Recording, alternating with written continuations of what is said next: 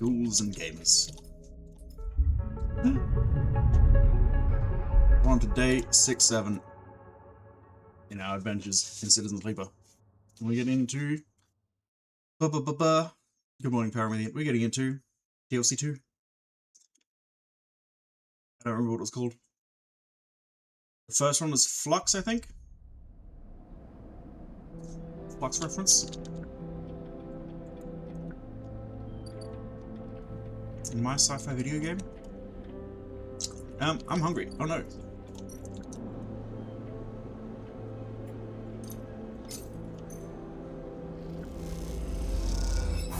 Some mushrooms for breakfast.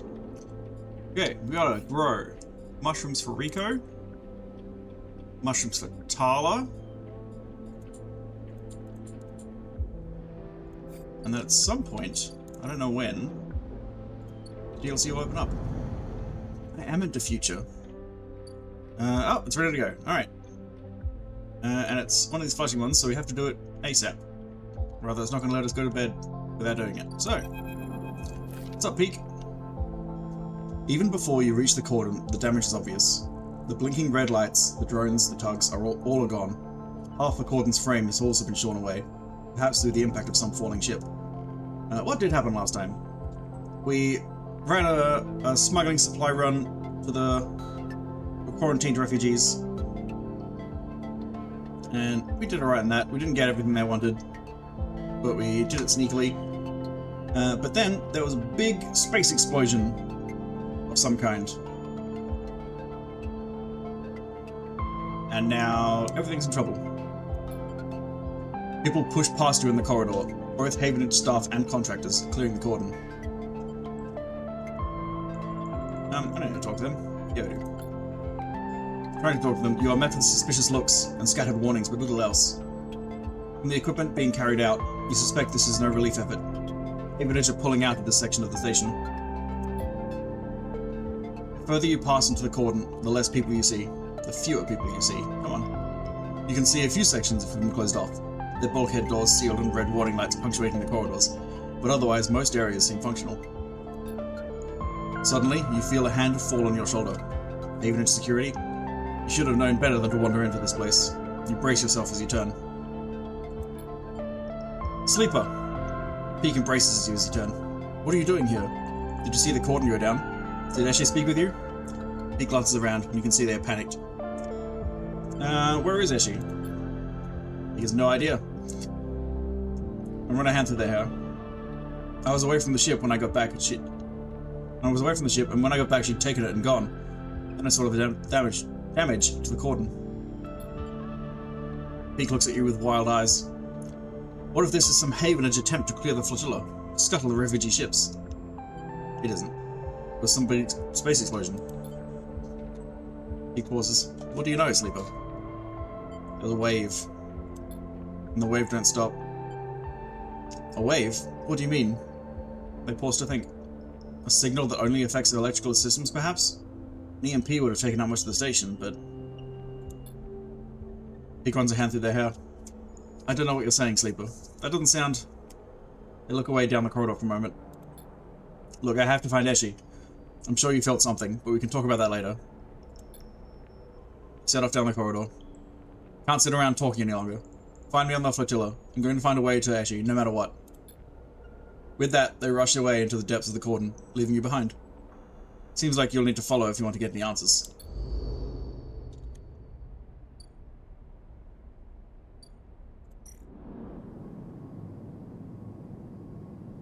Got to give them some scrap.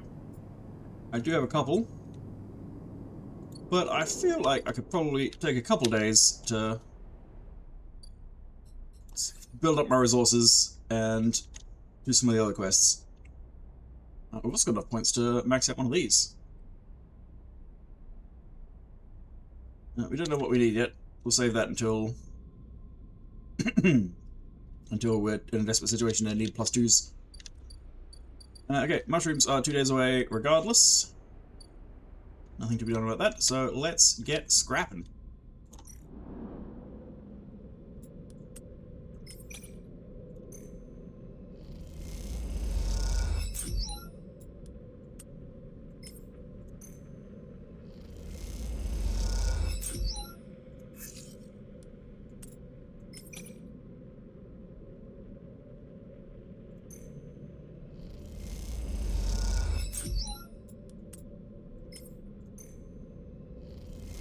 go absolutely nuts on scrap.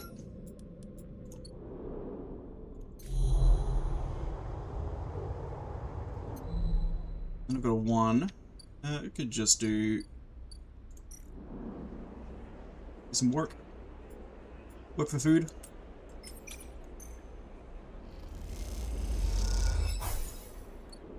Huzzah. Alright. Alright.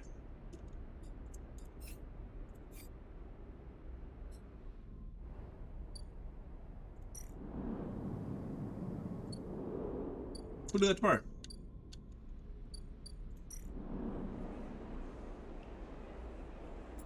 Condition is good, food is good, everything is ready to go.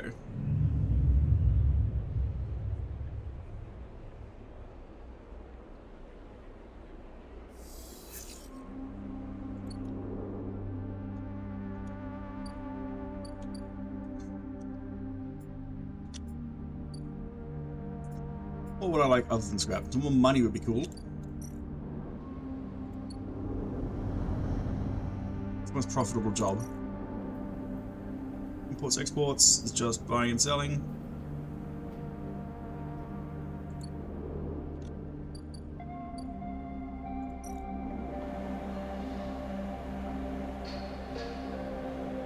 The dice gives us plus 16 there.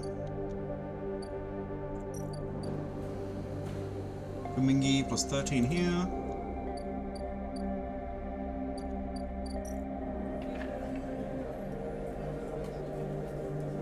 Yeah, it's up to plus 24. That's pretty good. Or working the compressor. No, it's the overlook. The overlook bar. 15? No, 24 is the way to go.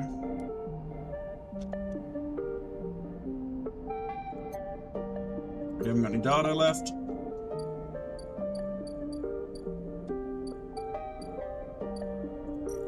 Let's go gambling.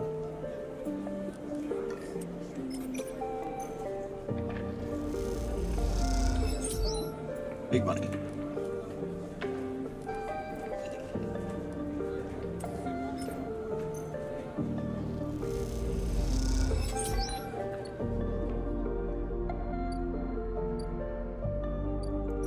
Oh, we can risk it.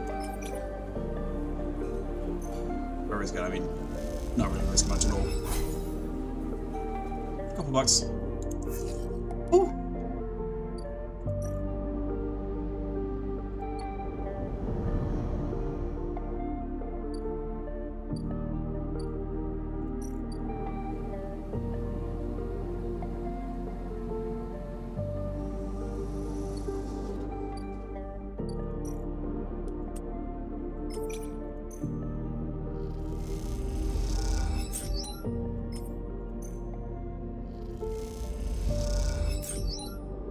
Okay, got tons of scraps built up.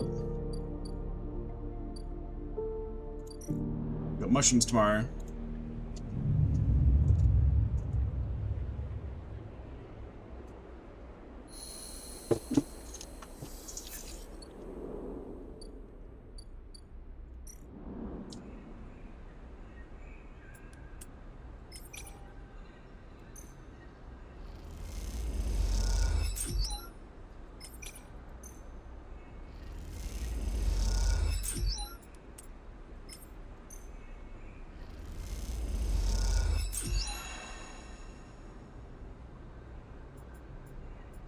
Lovely. Alright. Need 3 growth spores to do that again. We can hold off.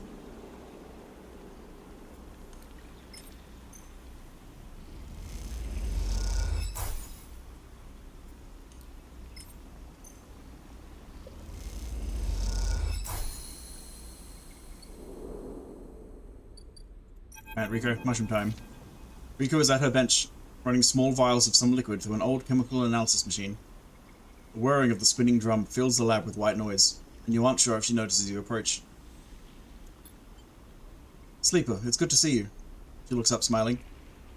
This little project of ours has been keeping me awake the past few cycles, but right now, well, I think I have something. What is it?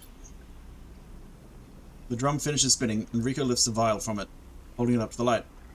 This is something I extracted from those clubheads you've been bringing me. And according to my analysis, this is a substance totally unique on the Greenway. You look at the small amount of liquid in the vial. Any idea what it might be? Rico asks, without looking away from the vial. Probably stabilizer. Rico nods. You aren't the first sleeper to come through here. Perhaps I should have mentioned that earlier. Rico's tone suddenly drops, changing the atmosphere in the lab immediately. Just thought... She pauses, thinking very carefully of how to continue. I just wanted you to trust us. What does that mean? What happened to the last sleeper that came through here? I came through a fair few cycles ago. We found them wandering in the broken section near the gap. The members who brought them in had never seen one of you before.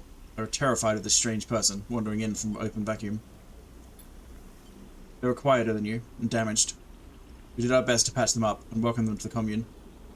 I only really spoke to them once, while I was working on their wounds, along with a couple of systems engineers. She looks nervously at you. I'd never seen a body like that before. I took some readings, some samples.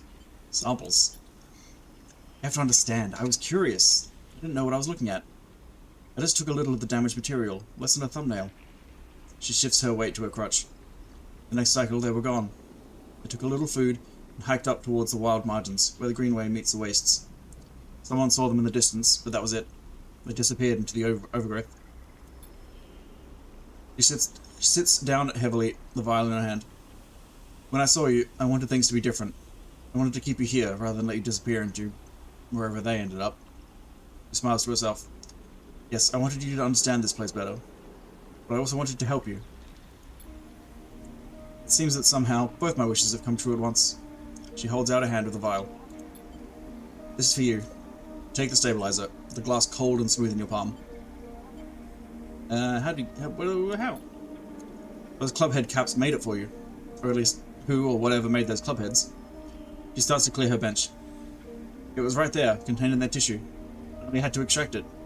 I imagine you understand how incredible that is. I learned enough from that sleeper to know that your body, your frame, is it? Runs on some exotic technology. Exotic technology that has a time limit built in. Somehow the Greenway knows that too. It understands your physiology much better than I ever could. It knows how to treat you. Just like that miraculous antidote that sprung from the mold, so too has this sprung from your presence here. The Greenway is speaking to you. It is welcoming you. She looks up. I know it sounds crazy, but I know it to be true. Search your feelings. Here's the evidence. And what I also know, it is no longer speaking to me. Even after decades here, I have never seen this kind of response. Not since the antidote so many cycles ago. He smiles. So I'm going to make you a deal. You bring me as many clubheads as you like, I'll extract the stabilizer and give it to you, freely. But you have to tell me what the Greenway says. You have to speak with it, to dig into it, find what being is at the center of it. I've traveled as far as I can. I need you to do the rest. Can you do that? Yes, that's what I'm doing anyway. I have to talk to the gardener and plant my seed. Rico sighs with relief and deflates into a chair. Thank you. I'm sorry for the other sleeper, I truly am. I'm sorry I couldn't have done more, but I'm so glad I met you. She smiles. You're welcome here anytime. Rico falls silent. She looks smaller now, more fragile. You realize how old she must be to have seen the collapse firsthand. You idle a little in the lab, in case she asks for anything else. She remains silent, and so you drift back into the tunnel, thoughts of that other sleeper and where they ended up, weighing on your mind. Cool! Grow your own, become self-sufficient through botany. Oh! And seed time. Get in there, seed. Rico's incredibly excited by the prospect. Take good care of it, sleeper. Don't you worry. Alright, how long is that going to take? Ages and ages and ages. 1, 2, 3, 4, 8 days. 8 cycles. Cycles. Okay. Start up some more mushrooms going. We do over here. Like this.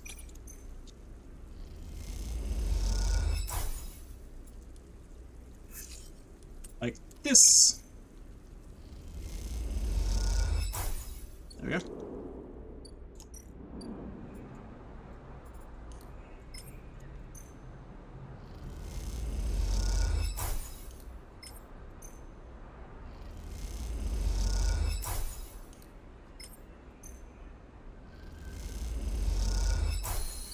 Okay, that's a good supply for the future. Although, stabilizer rather. I don't really need it, I guess. I can just prepare myself to scrap. What did Overlook need? Spores. Fuck! Oops. Well, that's fine. We get some more tomorrow.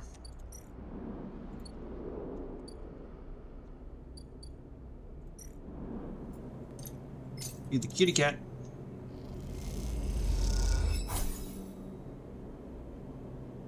And go to bed. Oh, bollocks. I didn't suffer power. I'm gonna be down one. No.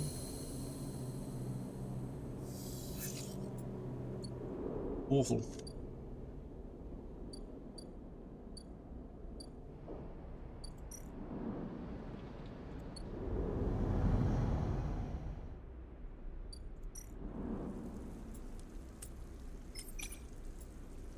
Does it say how many spores Tyler needs? I should check.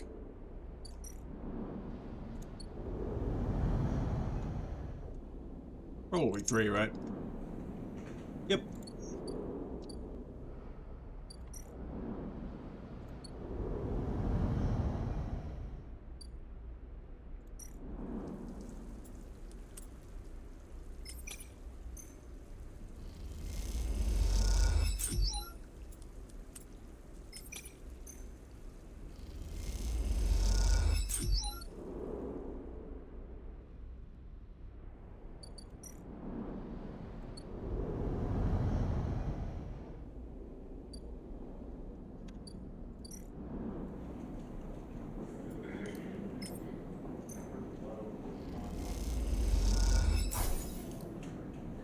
So cute, says Tyler, looking at the container of spores. Her excitement is infectious.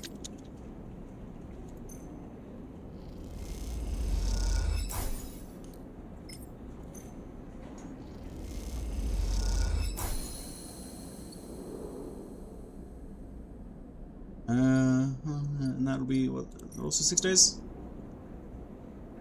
Yep. 6 days of work on that.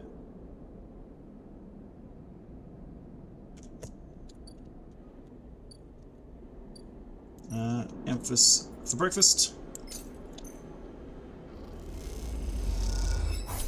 Thanks, Amethyst. I'm going to grab some scrap and self-repair a bit.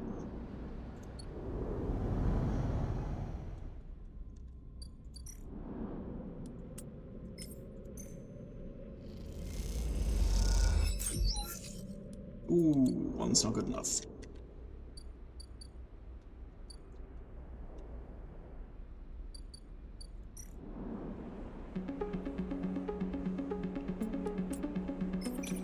Go sunbathing.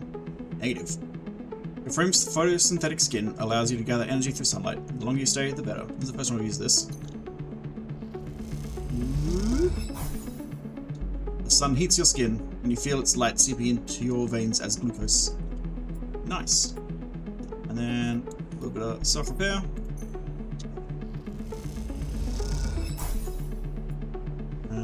Two.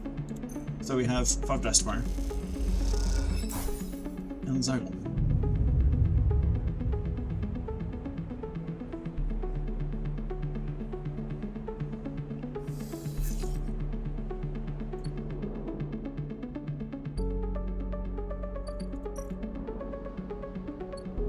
I'm worried about starting the next DLC while there's ongoing quests, while there's other actions waiting. Because last time it needed full attention and we were a little bit fucked. I think 2 more days, wait for this to finish, and then after this, after the garden seed, head on to the new stuff. And just get tons of scrap before that. How bad would a 5 be? 5's downside is neutral. What does a neutral look like? Don't know. What does a neutral look like? Don't know. In an old docking bay, you find a locker corroded shut. You crack it open, and the components inside are in perfect condition.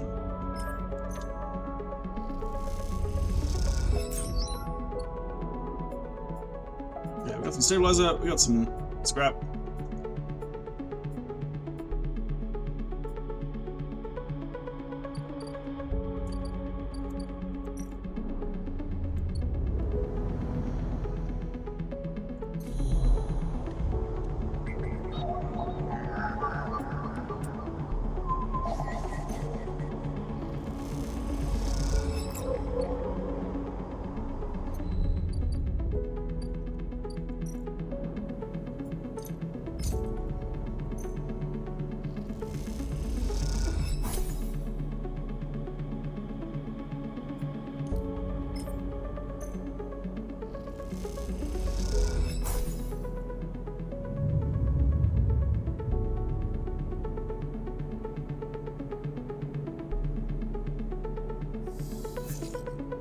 Whew.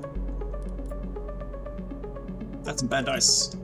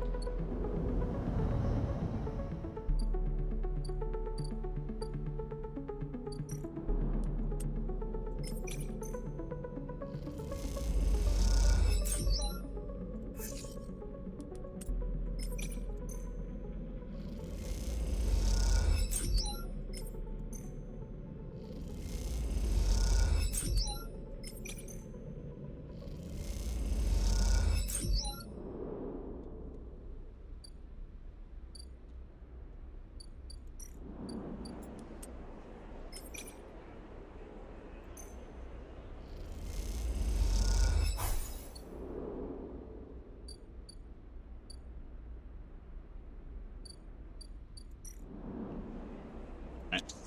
One more day.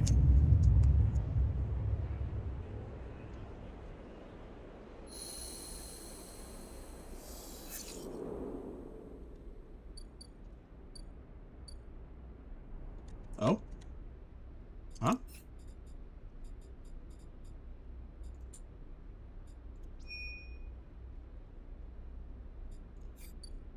Oh, I was looking at the wrong one. Well, okay, we got longer then. It's just the mushrooms. Yep, okay, we don't need that desperately.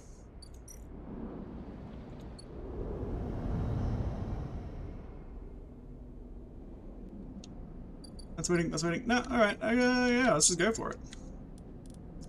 Got a bunch of 4s, not ideal, but could be worse. 4s can be 6s if I go for a +2.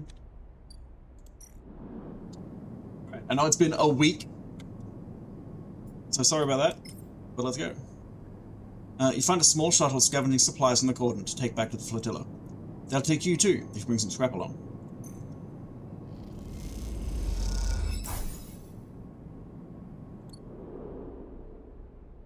Let's go floating. Ooh! Flotilla refugee fleet.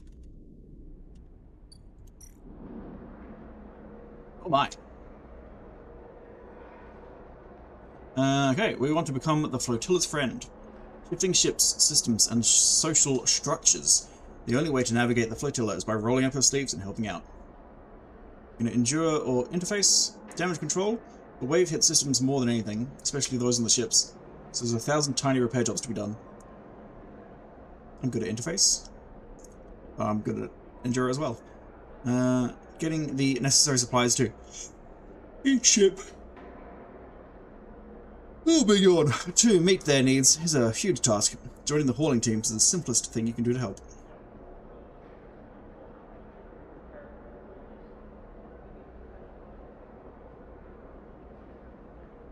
I can get energy more easily than I can get condition, so we'll help out with damage control.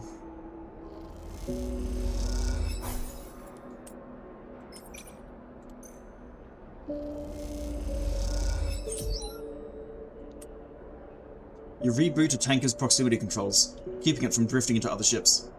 The occupants are impressed and won't stop thanking you.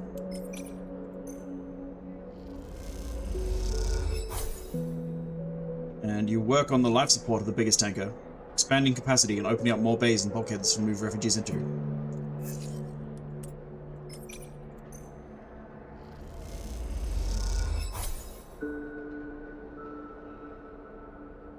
Alright, and we're not putting a 1 into these terribly risky things. Oh shit, it's Peak.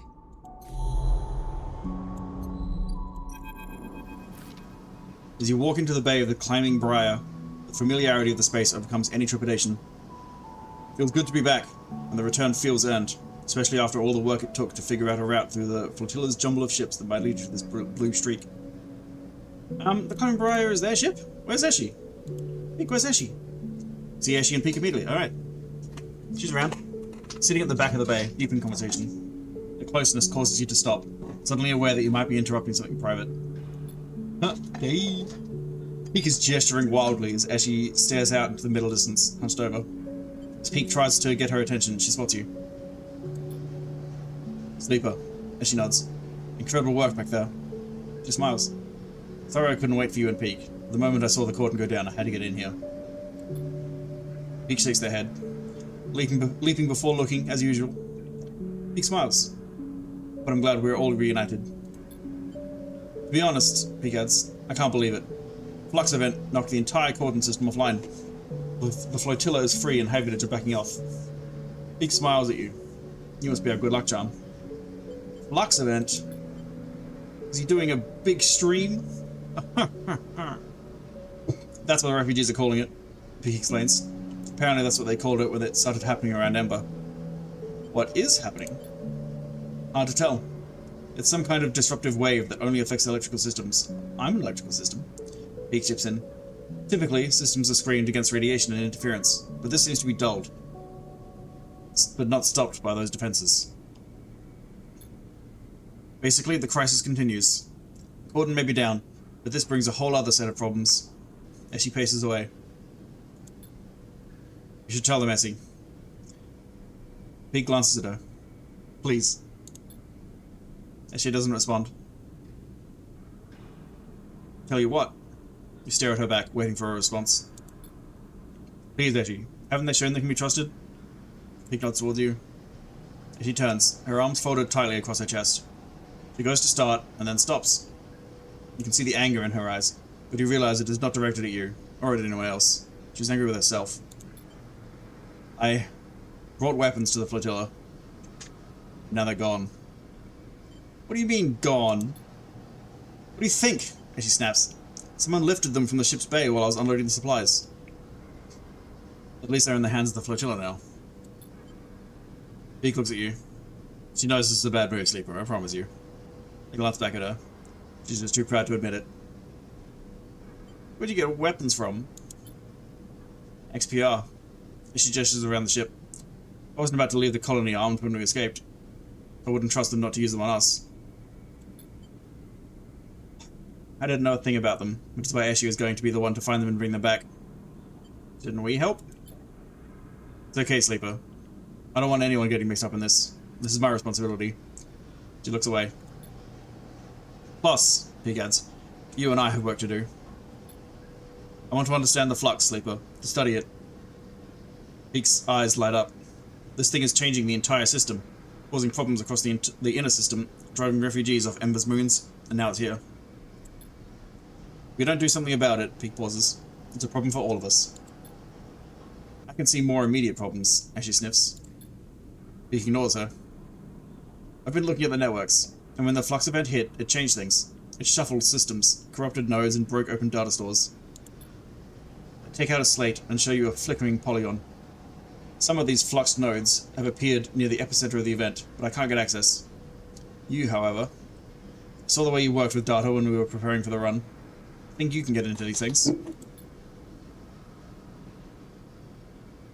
I want you to find a fluxed node and bring me anything you can extract. They come and go, but most can be found in the barely functioning networks of the wastes. Start there. Perhaps together we can find something that might point us to what the flux is, and where it comes from. Okay. Alrighty. I knew you'd agree.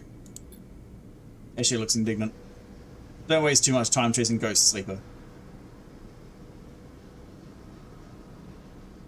There are people on this flotilla that need any help they can get.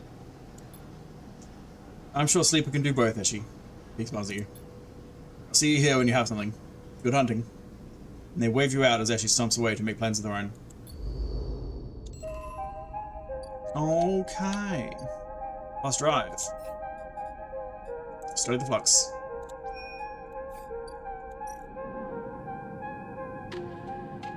Deliver flux data to peak. Keep working on flotilla trust.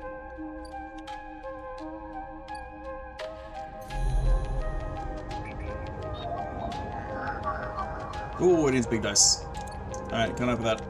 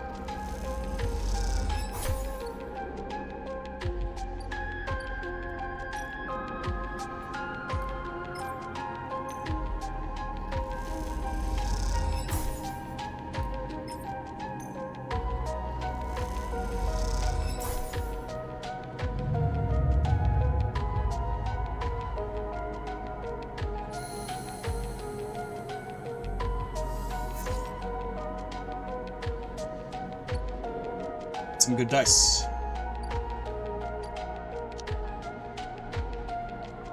And 2 more days on the bar.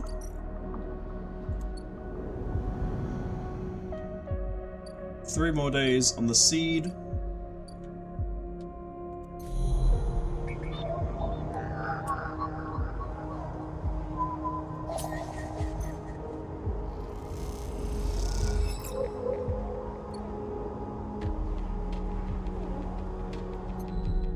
How many blocks do I need? Oh, let's start with 1.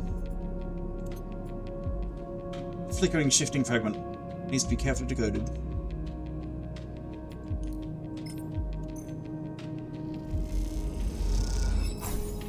He receives the data in their slate and begins work decoding it immediately. Sleeper, come look at this.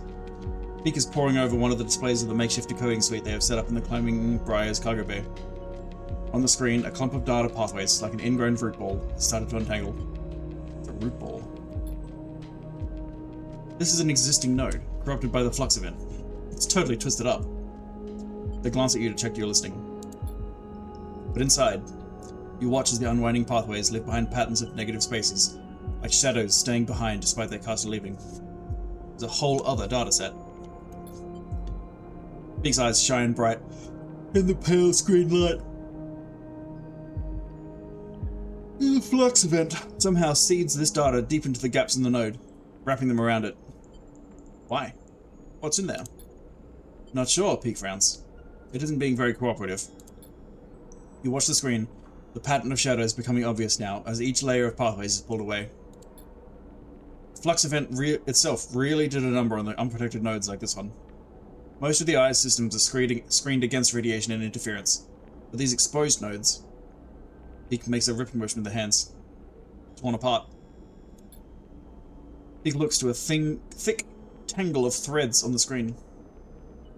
Look here. It looks like it's been tangled purposefully, but it's actually that all the points within the node have been randomly rearranged.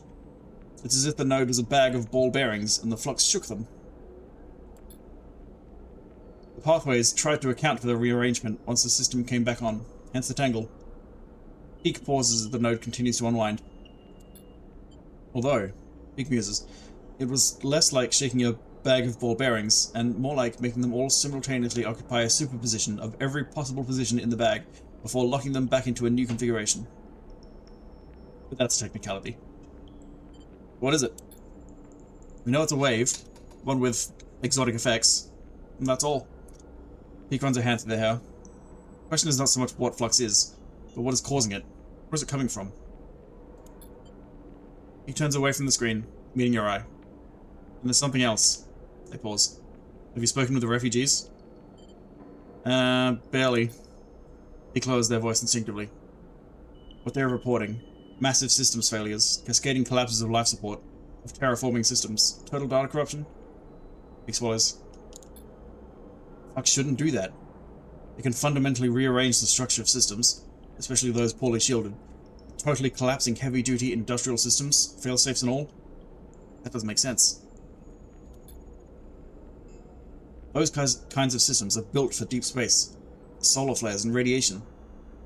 The flux might penetrate them, but any reconfiguration should have been repairable. Big looks back at the screen, where a decoding node lies almost fully open. A shadow pattern of the negative spaces that existed within its scrambled interior darkens the screen, like a set of bruises showing the pattern of the object that made them. I need to look into something. I have an idea what might be causing this wave, triggering the flux, but I need time to research it. What is it? I don't want to say for now, not until I'm sure. If you need something to do, the flotilla could surely do with the help. From what I heard from Eshi, things are tense there. Where is Eshi? That's around the bay. Must be out. I've been focusing on this, so I can't say I've noticed. Although the quiet is nice. They smile. Give me some time, Sleeper. Beak turns back to their console. I'll have some answers soon enough, I hope. You take one last glance at the uncoiling node as you leave. The dark shapes it leaves behind, somehow troubling. Try to shake them from your mind. There are things to be done elsewhere. 6 days on that. Flotilla can use a little bit of help. Let's put a 4. I want to keep the 5, just in case. And by just in case, I mean use it now to get that last +2. Ta-da! Hey, Sol. Sol, bad guy? What are you doing here? Someone told me I should be thanking you. The voice comes from behind you, cutting through the chaos of the crowded, cavernous bay. You freeze. Don't be afraid now. I've been hunting you, sure, but for all the best reasons. You turn to see bright eyes set in a rough face, framed in rusted metal. Hi, Sol. Sol. He holds out his hand, the other clamped firmly around a knotted wooden cane. He grips you firmly with a heavy and callous hand. Forgive me. As soon as I saw you, I knew who you were. Oh? Sol puts a hand on your shoulder. I've been told a Sleeper was part of that supply run that came in several cycles ago. A very welcome act, and we all thank you for it. Walk with me, Sleeper. Sol sets off through the bay, his partial suit hissing and creaking as it helps carry him through the busy crowds. You notice people making way for you and Sol, standing back and letting you pass. You pass a makeshift kitchen, steaming pots on heating elements, a restless queue collecting meals. That Audi that came through isn't exactly a full meal, but with what we have here, we've been able to make it work.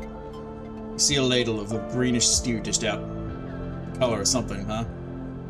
Sol smiles. He leads you out of the larger bay, into a corridor lined with storage rooms that are now serving as dorms. I had plenty of sleep. Why am I yawning so much? Damn. I should have done some jumping jacks. Some morning calisthenics, but I didn't. I'm just gonna sit here yawning all morning. You see someone filling a metal container from a standpipe, the water gushing out readily. Sol nods to the person as he passes. Just a little further now. Sol leads you into a freight elevator and whistles to some unseen operator to start it up. The elevator jerks into life. If Havenage were expecting an exodus from the flotilla, Flux event has put a stop to that. Sol stretches. Some have crossed the eye, but many just to gather salvage or score a hot meal. So the pressure on our supplies is shrinking, but not like I'd hoped. With the flux reaching all the way out here, people are starting to understand that our journey might not be over. Sol stares grimly ahead.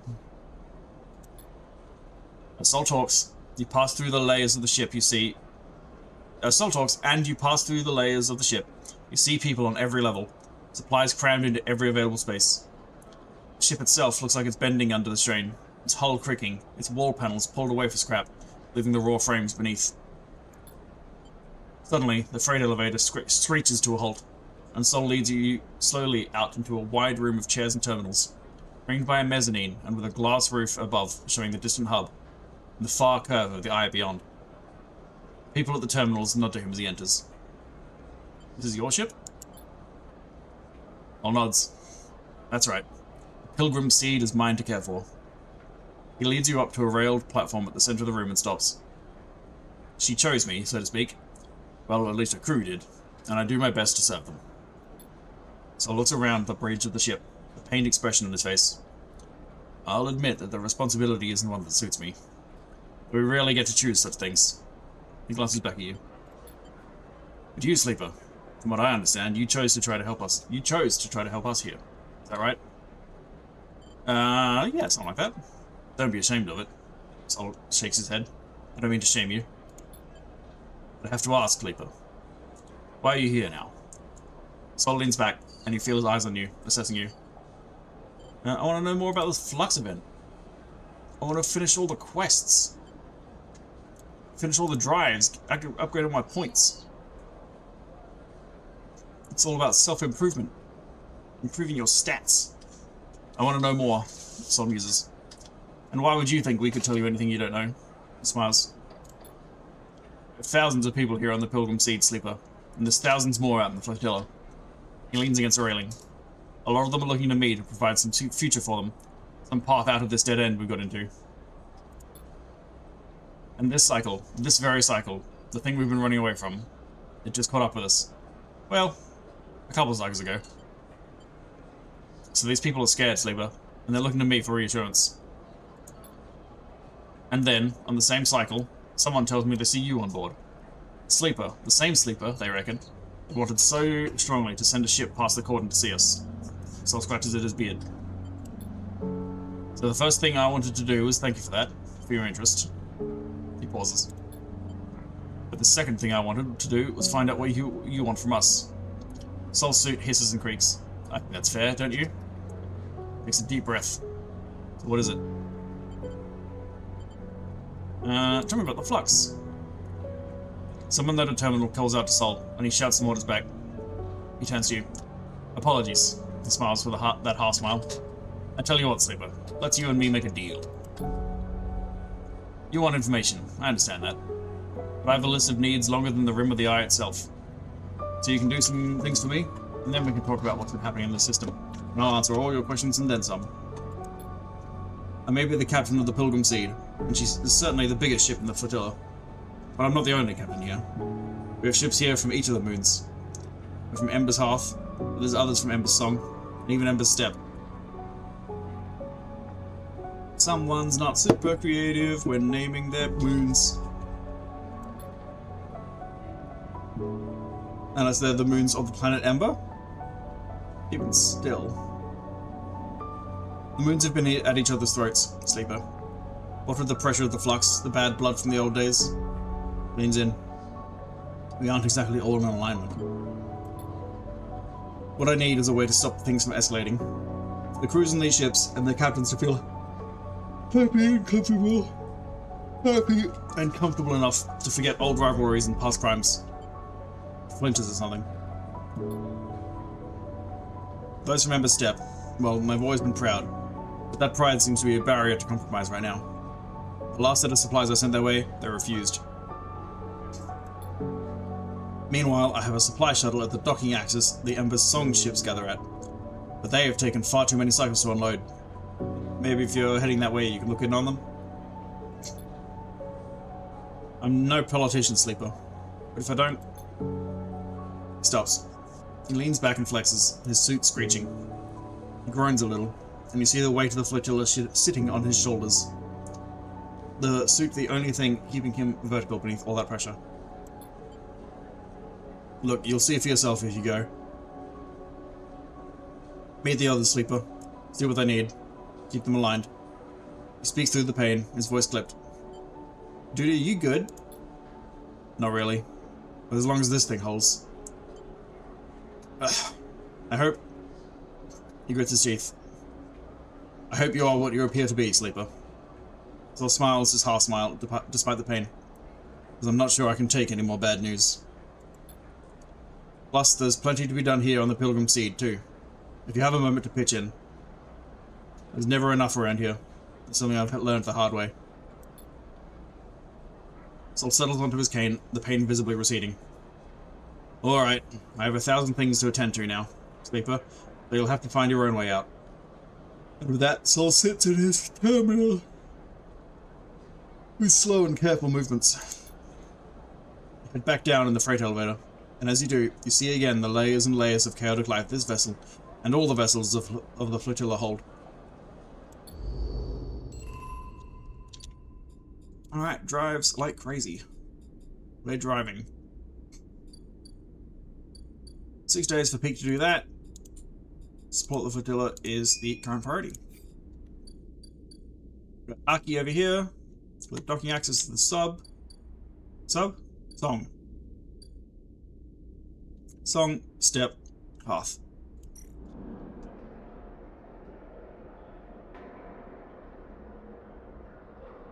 Oh shit.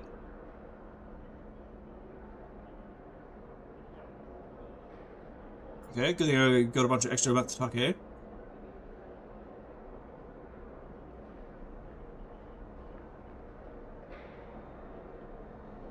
Is this gonna go down every day? Gonna be a big balancing act. Even Sol's own ship requires help, but figuring out what jobs need doing first and who to help is a challenge. Okay, let's intuit.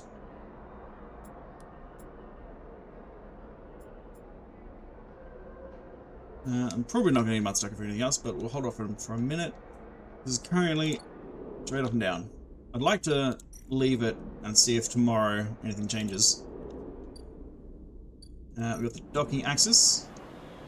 Endure skill, unload supplies. Sol's shipment of supplies sits partially unloaded. Crew absent. If you want to help, the best way to be finish the job.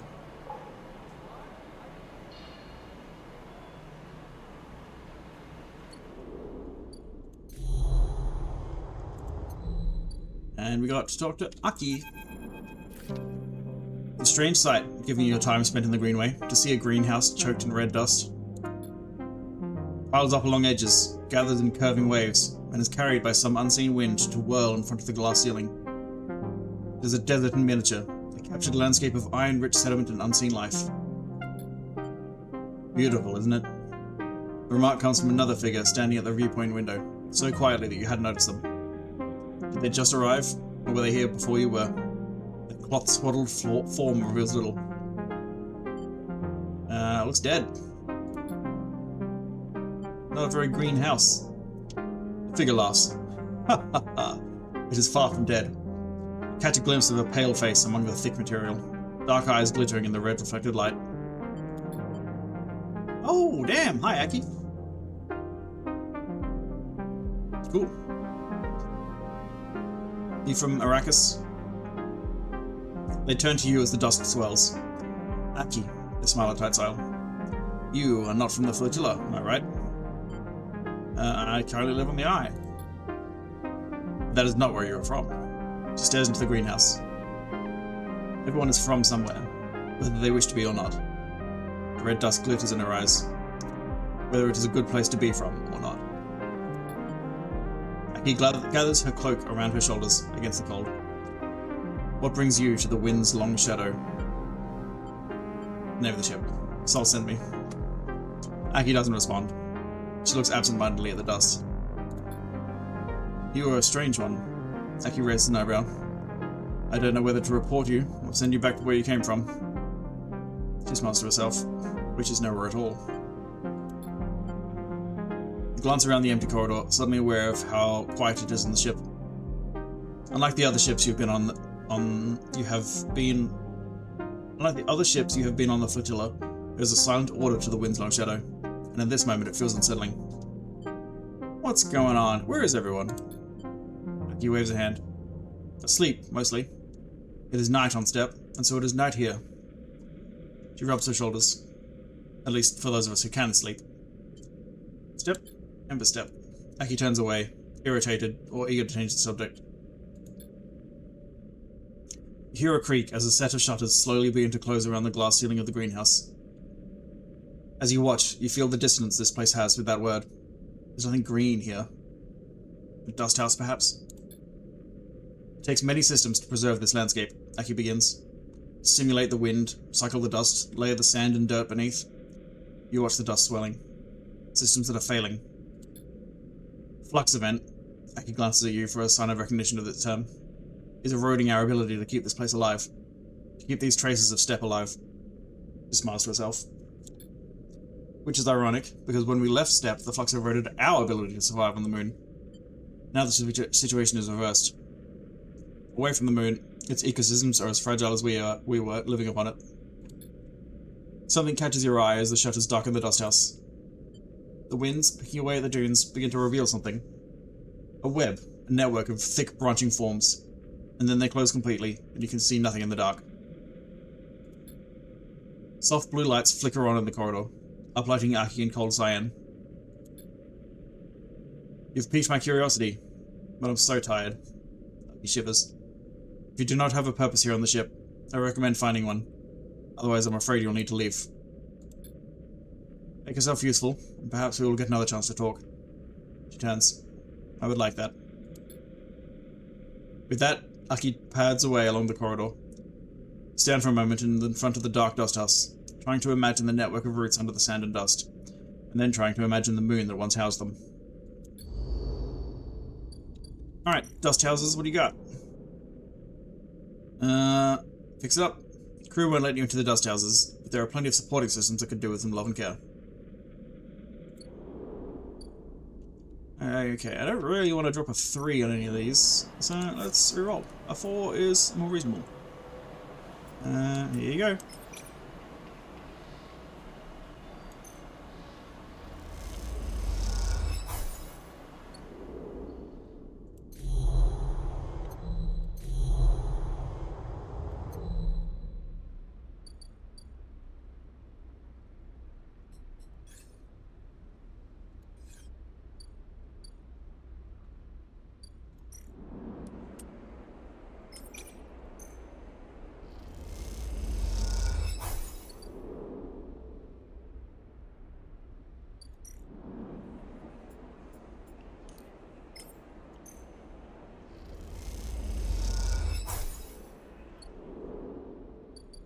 Yep, that'll do.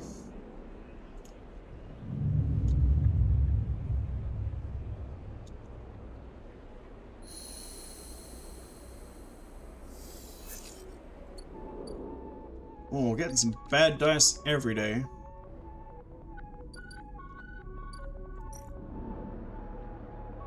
Okay, it didn't drop.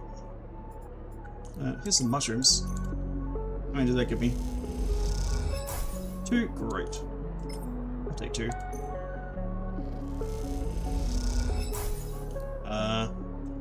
Probably just about max this out with just these. 1, 2, 3. Yeah.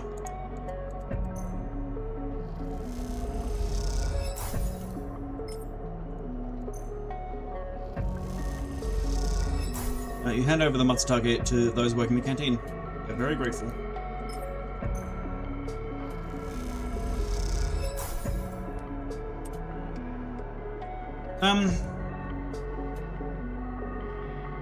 Threes are mathematically better to reroll. Fine to reroll. Yeah, okay.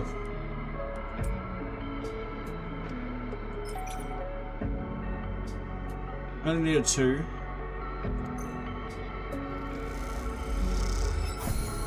You got it.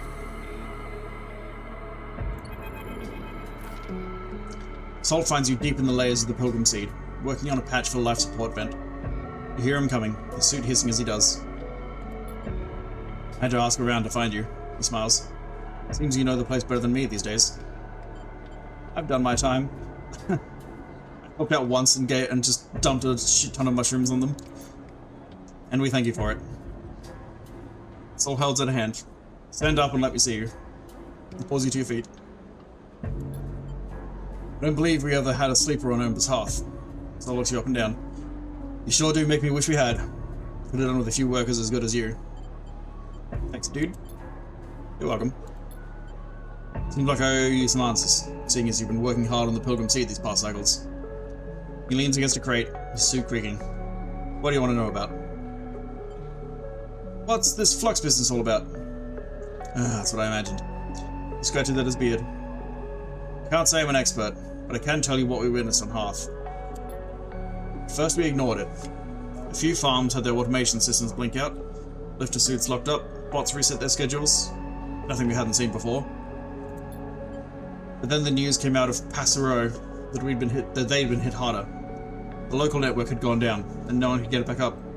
It was rough for a while, but out in the farmland, we were used to that. Passero? Capital Path. Tens of thousands of souls made it their home. Still grimaces. Anyway, we thought the flux was a freak event until the day they got the network running again. That's when the cascade happened. System after system corrupted, data lost, and then another flux hit, and another. The bots were running in circles in the fields. People had to be cut out of lifter suits like mine. The city. I never saw it, but I heard from the others. Soul shivers. It only got worse from there.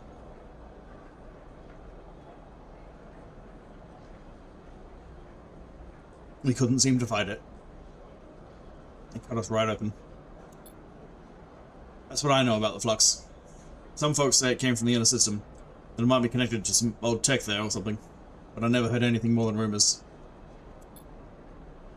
Someone scratches their beard. Sorry I don't have better news. Shifts on the crate.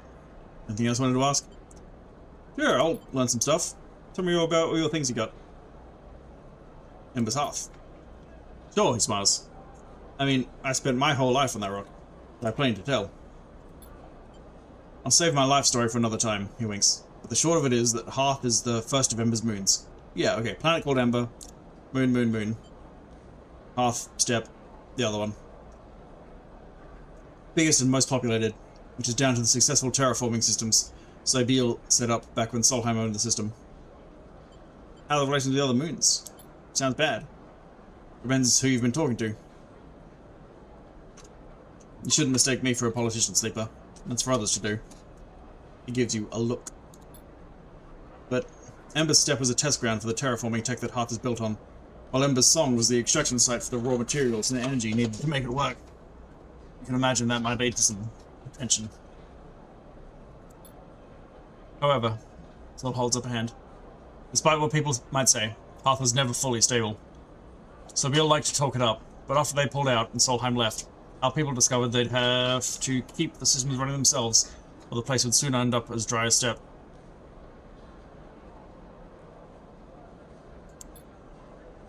Hearth was good as long as the evaporators kept running, kept filling our skies with clouds. Even after the collapse, our people kept those things going, turning that subsurface ocean into a periwinkle blue sky. Sol smiles. Flux ended that, though. And when they failed, the rains failed, and the harvest with it. Sol pauses. And soon you have a city without a way to feed itself. He shudders.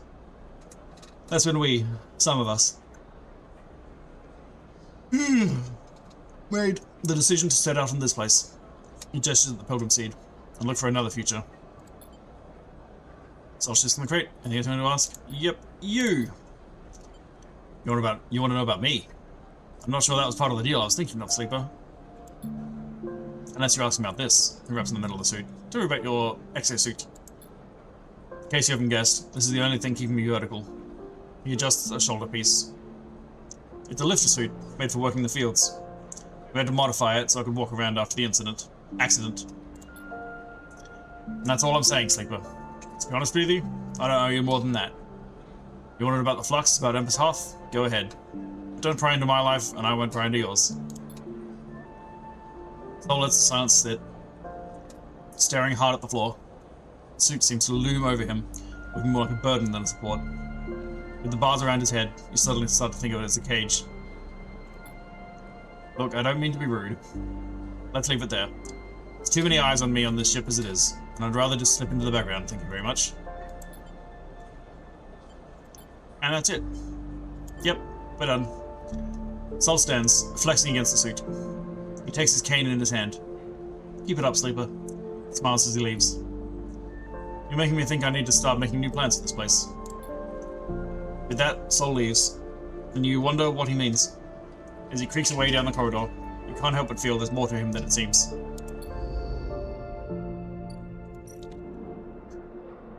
Okay. One ship done. Let's get dusty.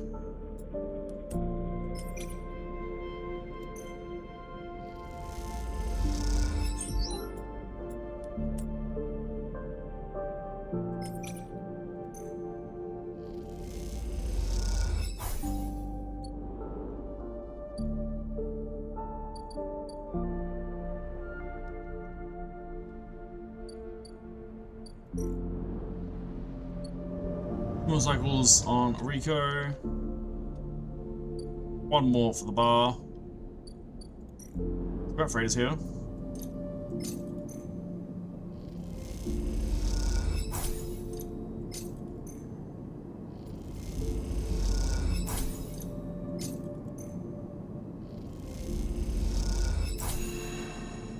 Thanks, scrap freighter. Merchant freighters here.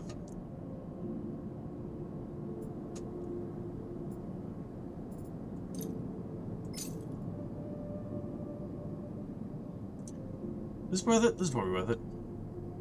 Just get making money wise. 332s makes a ship mind at the fabricator. And a ship mind sells the export for 150. So 32, 64, 96. Yeah, it's definitely worth it.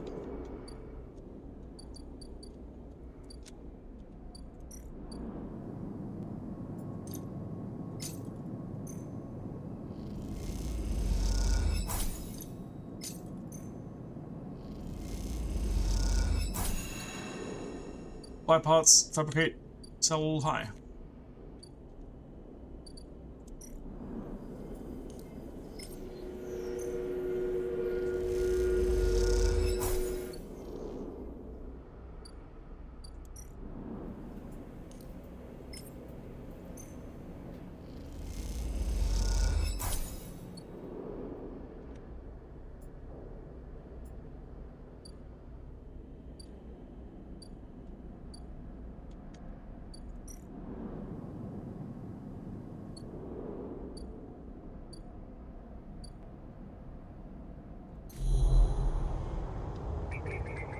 Oh, another flux node.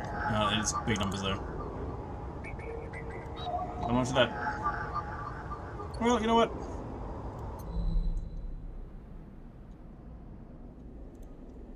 Upgrade, please. Where's my upgrade bar?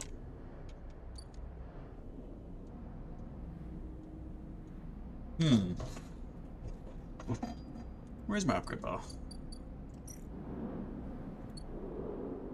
There it is.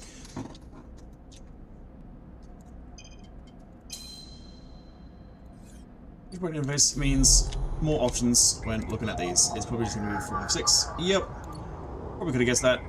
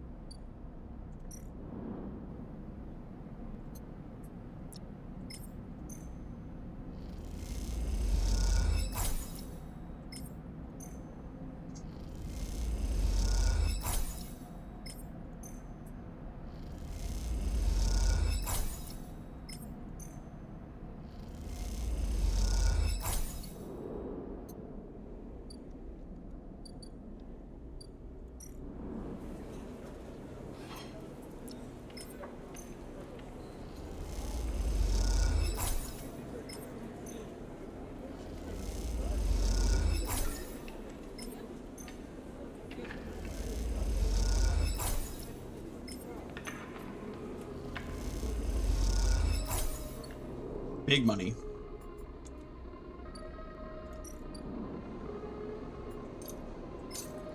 I don't really have it as special use for. Should probably stop getting so much money. I need the money to feed the cat.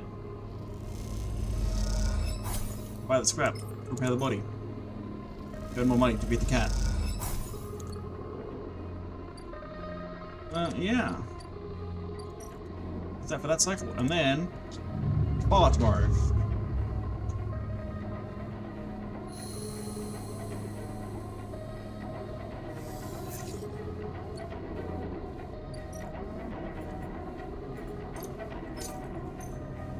Oh, what is with the dice the last few cycles? Hey, Tyler. What you got going on? Tyler comes to you one shift when the bar is empty, tapping you on the shoulder as you clean the bar. It's ready. She's grinning from ear to ear.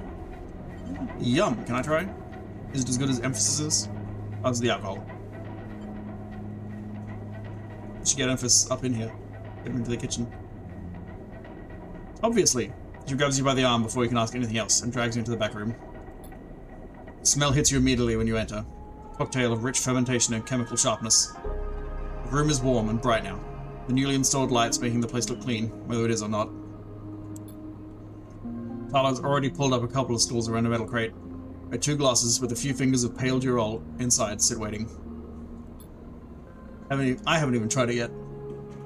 You can see she is nervous. You both sit at the makeshift table, the slight strangeness of the situation making you both jumpy. Tyler hands you a glass. Cheers, she says solemnly, and knocks the glass back. You do the same. Clink. The first sensation is burning. A sharp, nose-clearing blast of alcohol that has your frame querying whether you would like to activate safe mode.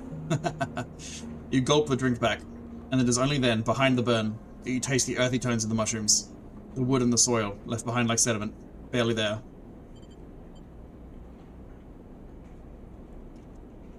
That's strong. Woof! That was heavy. Maybe diluting? Tyler swills the drill in a glass. That might work. Open it up a bit. Tyler grabs a metal bottle from the newly installed work surface and adds a few drops of water into the drill. A few drops? This time the burn is a warming glow, harsh but fading off, and the woodiness less heavy. You taste something floral in amongst the marshy decay, something fresh and bright that you never expected to find. Both you and Tyler meet eyes. It's really good, right? Definitely better. He nods and takes another sip. Damn good. Tyler pours out some more Durol, and then adds some more water. The action's already taking on the quality of a ritual. You both drink. Tyler tucks her feet up beneath her on the stool, folding her legs. She looks down into her glass and swirls the liquid thoughtfully. It's growing on me. Go steady. We need to save some for serving in the bar. She smiles. Thanks for the backup. You clink your glasses together. Tyler looks up, and nothing in particular. My father opened this place, you know. She says out of nowhere, a thought suddenly becoming words. It was his attempt at making a life for us, for my family, when we got to the eye. Your family? My father, my mother, and my little brother. He takes a drink. They aren't around now. Sorry, dude. That's okay. My parents had long lives, and my brother is somewhere in the Starwood belt. Ran off for the salvage crew. She puts her glass down. He's alive, as far as I know. I was just thinking about something my father told me. When he first set this place up, he wanted to call it the Bantayan. Bantayan. But he was afraid it'd scare off the customers, so he kind of translated it. Hence the Overlook. These past few cycles, when I've been in here, I've been thinking that I should rename the place. The Bantayan. What do you think? What does it mean? Does it mean Overlook? Dad said he translated it to Overlook, so something like that. Watchtower, maybe? Lookout? Tyler picks up her glass. That settles it then. To the Bantayan. You both clink your glasses and drink up. Tyler hisses through her teeth. Still harsh. She laughs, then suddenly grabs your shoulder. Oh, Sleeper! I totally forgot! She stumbles to her feet. She lurches over to a corner of the room, covered with a plastic sheet, and whips it off, like a magician performing a trick. Beneath it is a neat little kitchen. A sink, a work surface, and a compact oven with a hob. Your kitchen. My kitchen. She doesn't give you time to respond. You can come make stuff here anytime, as long as you promise not to raid the mushroom farm. I need those for the drill. I was thinking, too, that if things pick up, we can start serving proper food at the the Bantayan. Do you like it? Thank you. I don't really want a kitchen, but I'll cook something. Tala gives you a hug, then quickly stands back. I'm sorry, I'm so glad you're here, she grins. Me too. As Tala tidies away the glasses, you inspect the kitchen, checking that it all works. It's small and salvaged, but after what you've had to put up with, it feels like a dream come true. Later, when she's done for the day, Tala comes back through to the bar, and you share a glass of the good year old, the one she didn't distill. And this time, you talk about nothing in particular, sharing stories about regulars or discussing the best place to eat on the Eye. It's Emphasis. Emphasis is the best place. Which, after everything that has happened, feels like a nice change of pace. When it comes time to leave, you promise to cook for Tala, and agree to let her know which shifts you'll be working in the coming cycles, and then slip out into the cool of the rotunda. And at this moment, you feel, for once, at home. Ding! Free spirit. Help a friend distill their future. Hey, the Bantayan.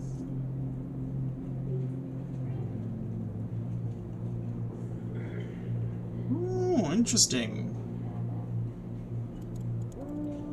I just fucking sold all my mushrooms, or gave them off to those guys, but go farm up some more.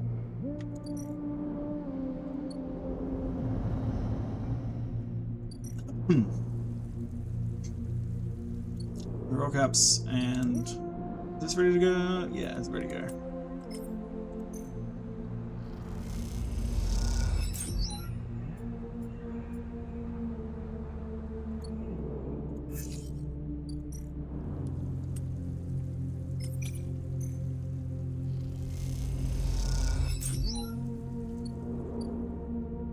Oh, how many do I need of each?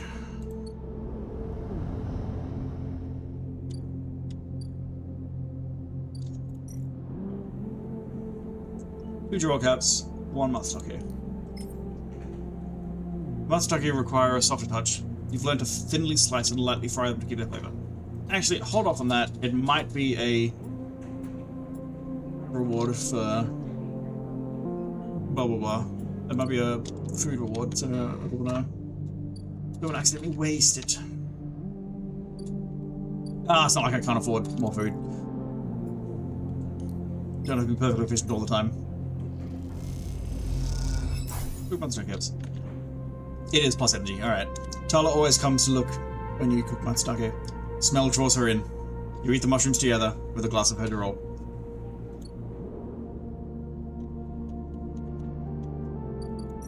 Okay, I don't have to focus on that then.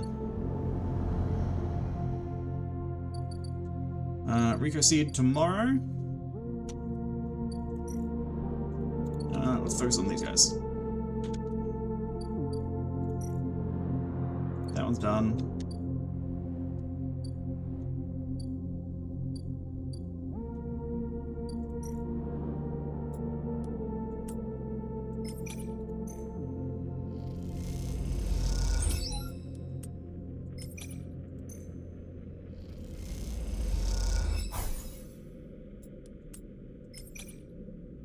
One becomes a 3. I'd rather use a good dice and guarantee the 2.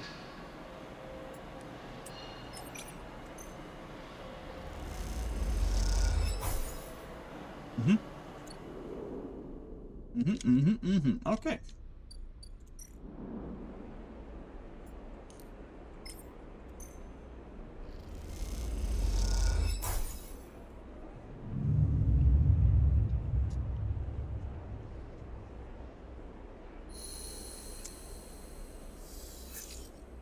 Oh, hell yeah, baby.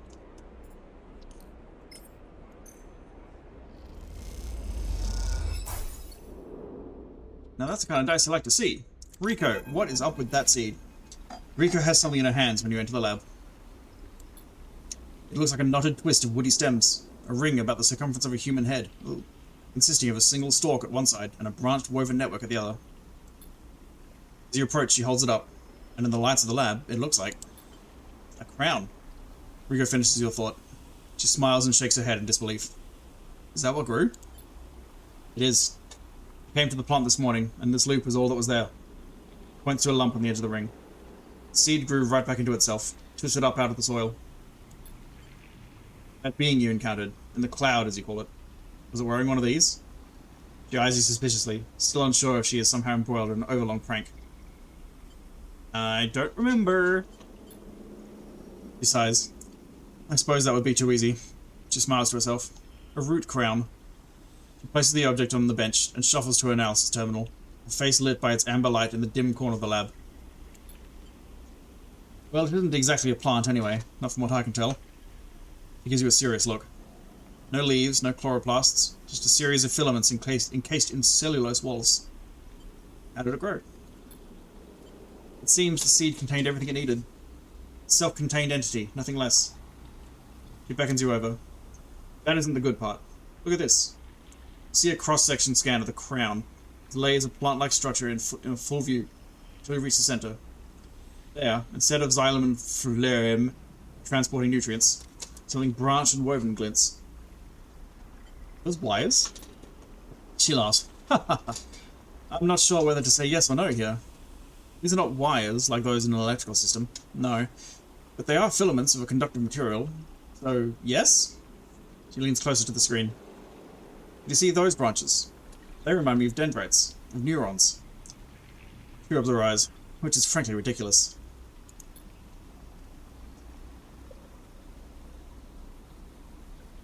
You look back at the crown on the table as Rico fusses over the scans, and you suddenly realize what it reminds you of. You remember signing the forms, the walk to the sleeper tanks, the cold metal floor. Then you remember the crown they fitted you with, the branching structure of wires and pads. No, not a crown. They called it an interface. The tool of your emulation, your transference from neurons to electrons. An interface. That is your gift from the gardener. You turn back to Rico. It's an interface. Rico looks at you puzzled. Something clicks in her mind. Perhaps something she heard from the sleeper she had helped all those cycles ago.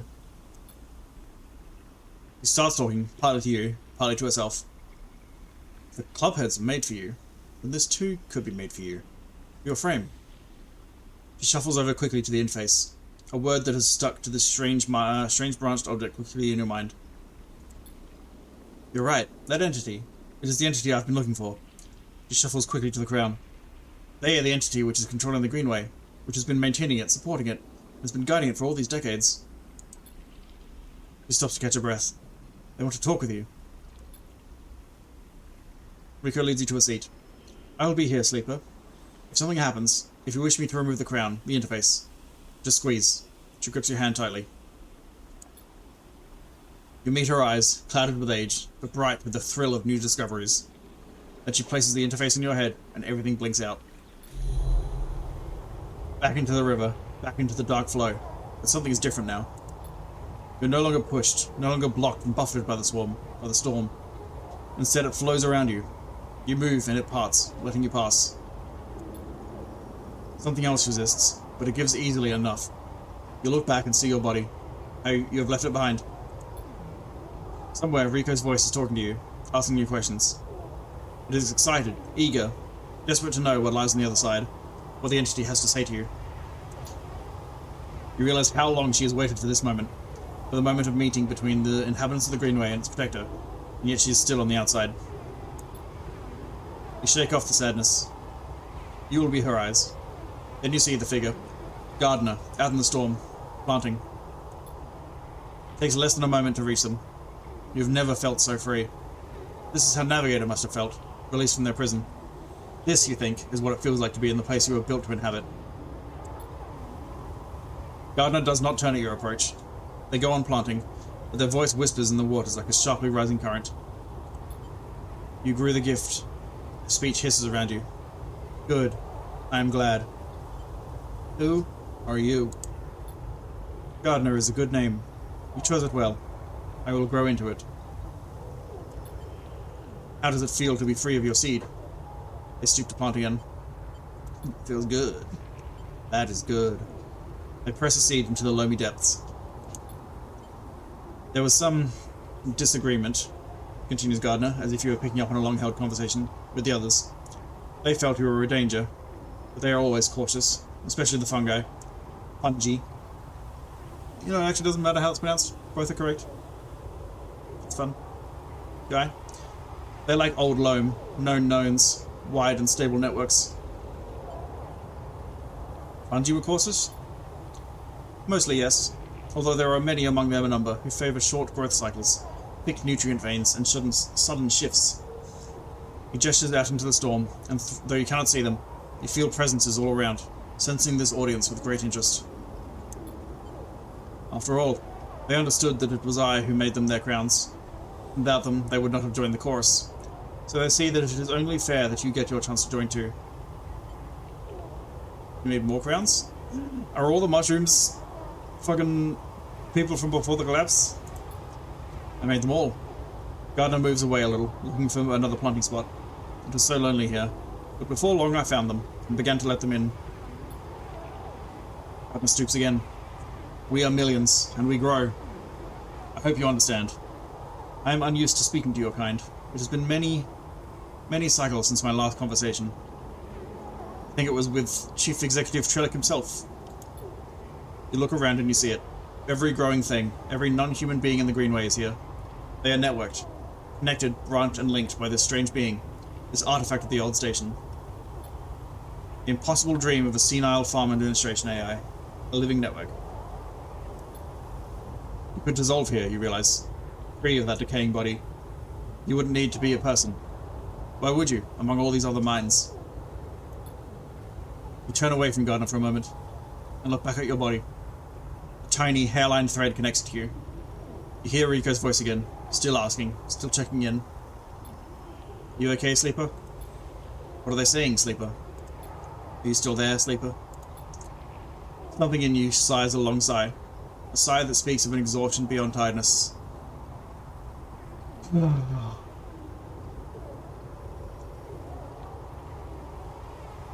Same, dude. An exhaustion rooted deep inside you. It stems from the effort of answering questions, of answering problems, of getting up and breathing each cycle. Something else resists the sigh. A yearning, a sense of distance, a desire to squeeze that hand that holds you for its warmth, its blood, its complexity. To make a gesture that says, I'm still here, I'm still alive, I'm with you. The two ideas spin within you, making you nauseous. If you break that thread, you will be free. Free to dissolve here, to grow strange and beautiful among a million others. If you follow it, if you squeeze Rico's hand, you will wake up, back in that dying body, with all the pain and warmth that entails. Now's the moment to choose. I'm going back. I don't want to be a mushroom. I've got fucking quests to finish. Your eyes track the thread across the whirling dark, back to your body. This choice, you realize, will not be presented again. Yep. Locked in. You don't look back at the gardener. You don't dare risk it. Instead, you follow the thread, delicately, carefully, like a diver following their lifeline back to the surface. The river whirls around you, but it doesn't pull. It isn't jealous. Neither does it understand. It is, after all, just a river. It isn't a person, a flesh and blood person with wants and desires, with a capacity for love and hate. It doesn't understand you, and you don't understand it. So you don't focus on it. You don't think about it, on what feels like such a long journey back through the dark. You set your mind on eyes instead, on hands, things you can focus on, hold on to. And then, after an age of crossing, you're there, settling back into the chair, into a body in a chair, and the overwhelming sensations that come with being a living thing with a rich and detailed sensorium. For a moment, you feel like you've made a terrible mistake. Who would choose this weight, this anxiety, this deep well at the center of existence? But then you feel it. Rico's hand, gripped hard around yours, trembling a little, sweating a little. Rico's hand with brittle bones and crumpled skin. Rico's hand. And in that moment, you understand why you made this choice. And then you squeeze Rico's hand, and you wake up. Achievement, warmth and light. Turn away and follow the thread back home. Credits again!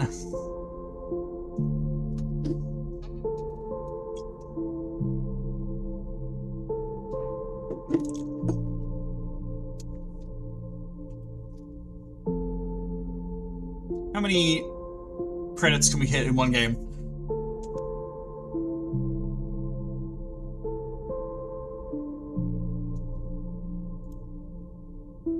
We have seen this already. It is lovely. Good job, everybody. Well done, everyone. We do have shit to be getting on with.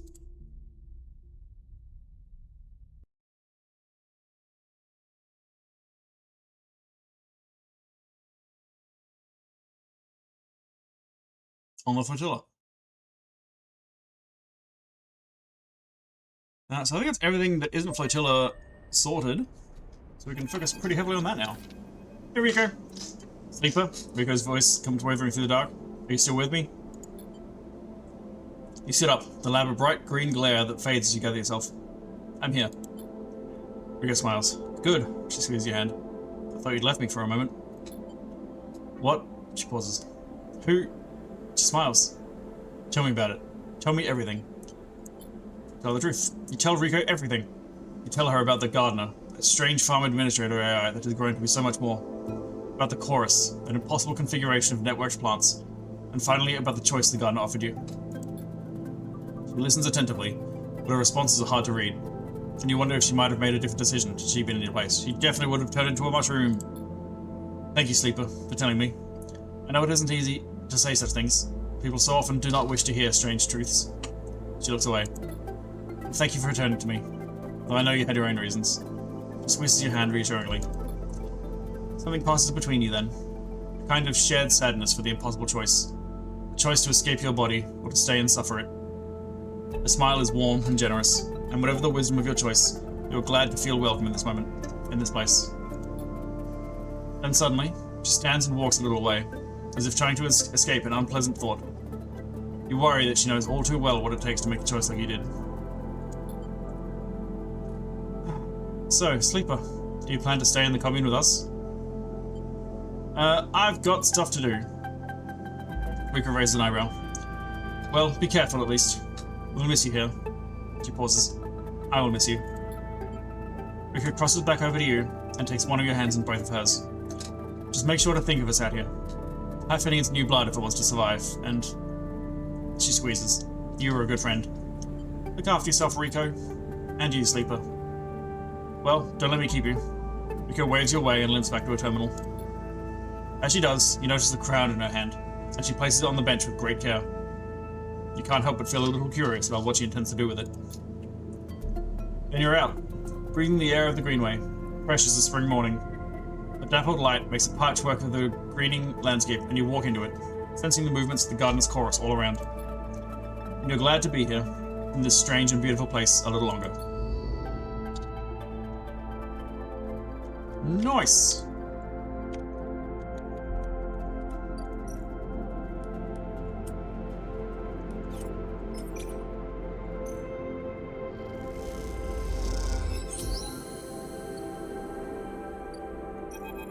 Hey, Aki. I see you've been contributing. Aki stands next to you at the dusthouse window. I was unsure what to expect when we joined the flotilla on its voyage to the Eye, but after the journey across the system, then the quarantine, and then the flux reaching all the way out here too. Aki stops herself. Thank you. She bows a little. The other ships have only been interested in sending us supplies, but we grow all that we need. She gestures at the dusthouse. What the dusthouses need, that is the problem that concerns us. She smiles and turns to you. Shall we go inside? Yes. Into the dusthouse? Where else? She taps away at a panel by the window. Seems only fair that after your help with the support systems, you get to see what it is you are maintaining. Aki leads you to an opening beside lit up beside the window. You pass through a dark, changing room. You notice Aki is sliding on an oxygen mask and visor. She looks at the swirling dust inside. Inside, it's just like Ember's Step. Thin atmosphere, constant dust storms. Nothing that will bother you. She passes you a mask. The dust isn't actually exactly pleasant to inhale, however, so take this. You hold it to your face. She leads you through a short decontamination tunnel, with its fizzing panels of purifying light, and then through into the dust house. Immediately, the wind and the heat hits you. You feel the rough waves of dust scattering across your face, and peer through the amber murk. The feet slide on shifting paths of sand. Welcome to Step. Or an emulation of it, at least. Aki's voice sounds distant, echoey. The terraforming process only managed to provide a limited atmosphere around the moon, one which is slowly escaping.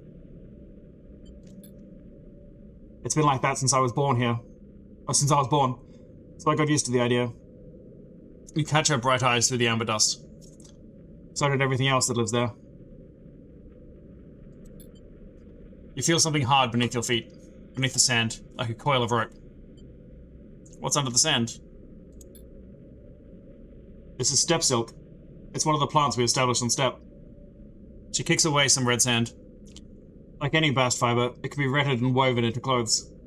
I'm wearing some made from it myself. It's one of many species adapted to steppe since the Solheim collapse, which is why it must be preserved. She stares out into the swirling dust. It is as much a refugee as we are, and the dust houses hold hundreds of other species. You look at the pale, unassuming root, threaded thickly through the sand. Aki watches you silently. Had enough? It'll be easier to speak outside. Aki leads you back out through the decontamination tunnel, which blasts the dust from both of you with a burst of metallic-tasting air, and into the changing room. Aki hangs up both the masks, patiently awaiting your questions. Why bring plants with you? These are more than just plants. This is our way of life. Aki looks exhausted. The steppe silk cannot survive in any other conditions. Neither can the others. And steppe itself. Aki pauses, pulling her shawl around her. She looks small and pale inside its layers. Steppe was already a doomed world. She sniffs.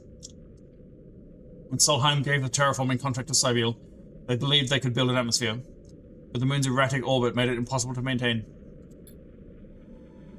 By the time of the Solheim collapse, the atmosphere was already fading, and Cybiel's attention was on Ember's hearth. After the collapse, Cybiel fell too. Its researchers scattered across the moons, and any central organization lost. Since then, my parents' generation worked tirelessly to survive, to adapt what we had to the failing moon. Steppe silk, the other adapted species, are the life's work of the Steppe's colonies. So when the flux started to collapse our computer systems, corrode and destroy our life support, our water supply, our agriculture, we had to leave. Aki sits heavily on a nearby bench. Soon the only traces of Steppe will be on this ship.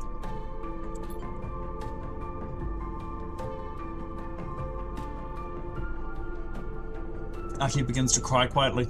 You're unsure what to do. Sit beside her. You sit on the bench beside her as she sobs.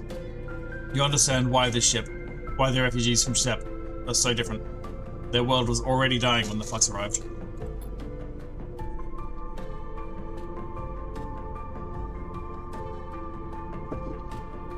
This Steppe is a terraformed moon. Partial atmosphere, established colonies, agriculture. And yet, when the flux event started, its people had to leave.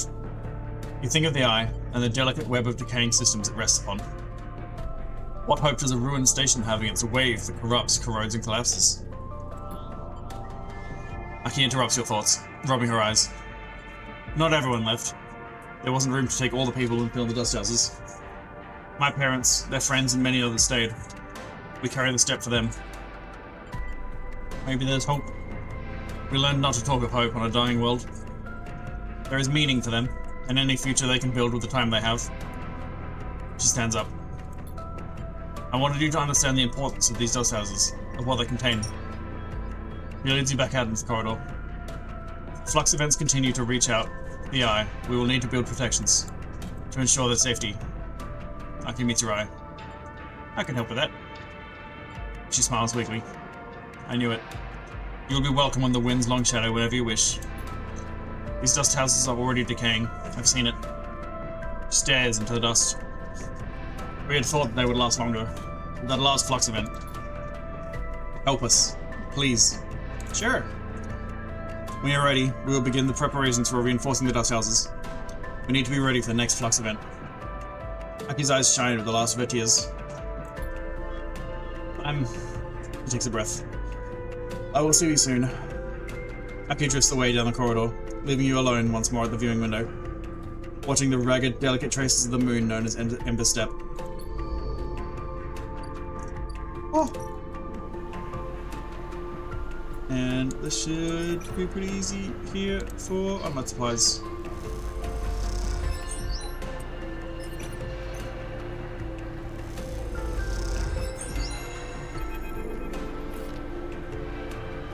Alright, Song, what you got? There's a loose crowd around the supplies you have unloaded, and a tense mood brewing among them. You sit nearby, on the edge of the shuttle's docking tunnel, resting. Further away, crews from Ember's Song continue their lives as usual, coming and going, trading and discussing. There is a quiet efficiency on the hub, set up as a common space for the swarm of small ships from Ember's Song that are part of the flotilla. Unlike Hearth or Step, there is no one capital ship for the moon's refugees, just a mass of individuals travelling in concert. We told Hearth we didn't want their scraps. The jeering voice comes out of the small crowd nearby. Oh shit, what's up, Peter?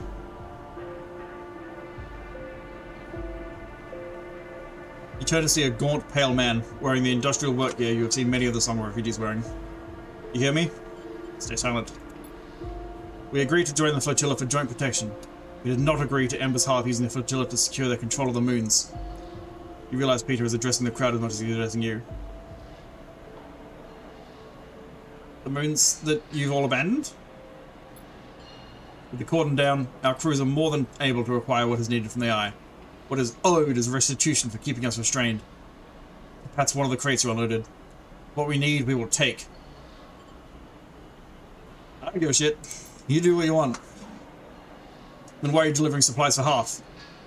You need to check your alliance, Sleeper. Peter looks around at the crowd. Dude, shut up.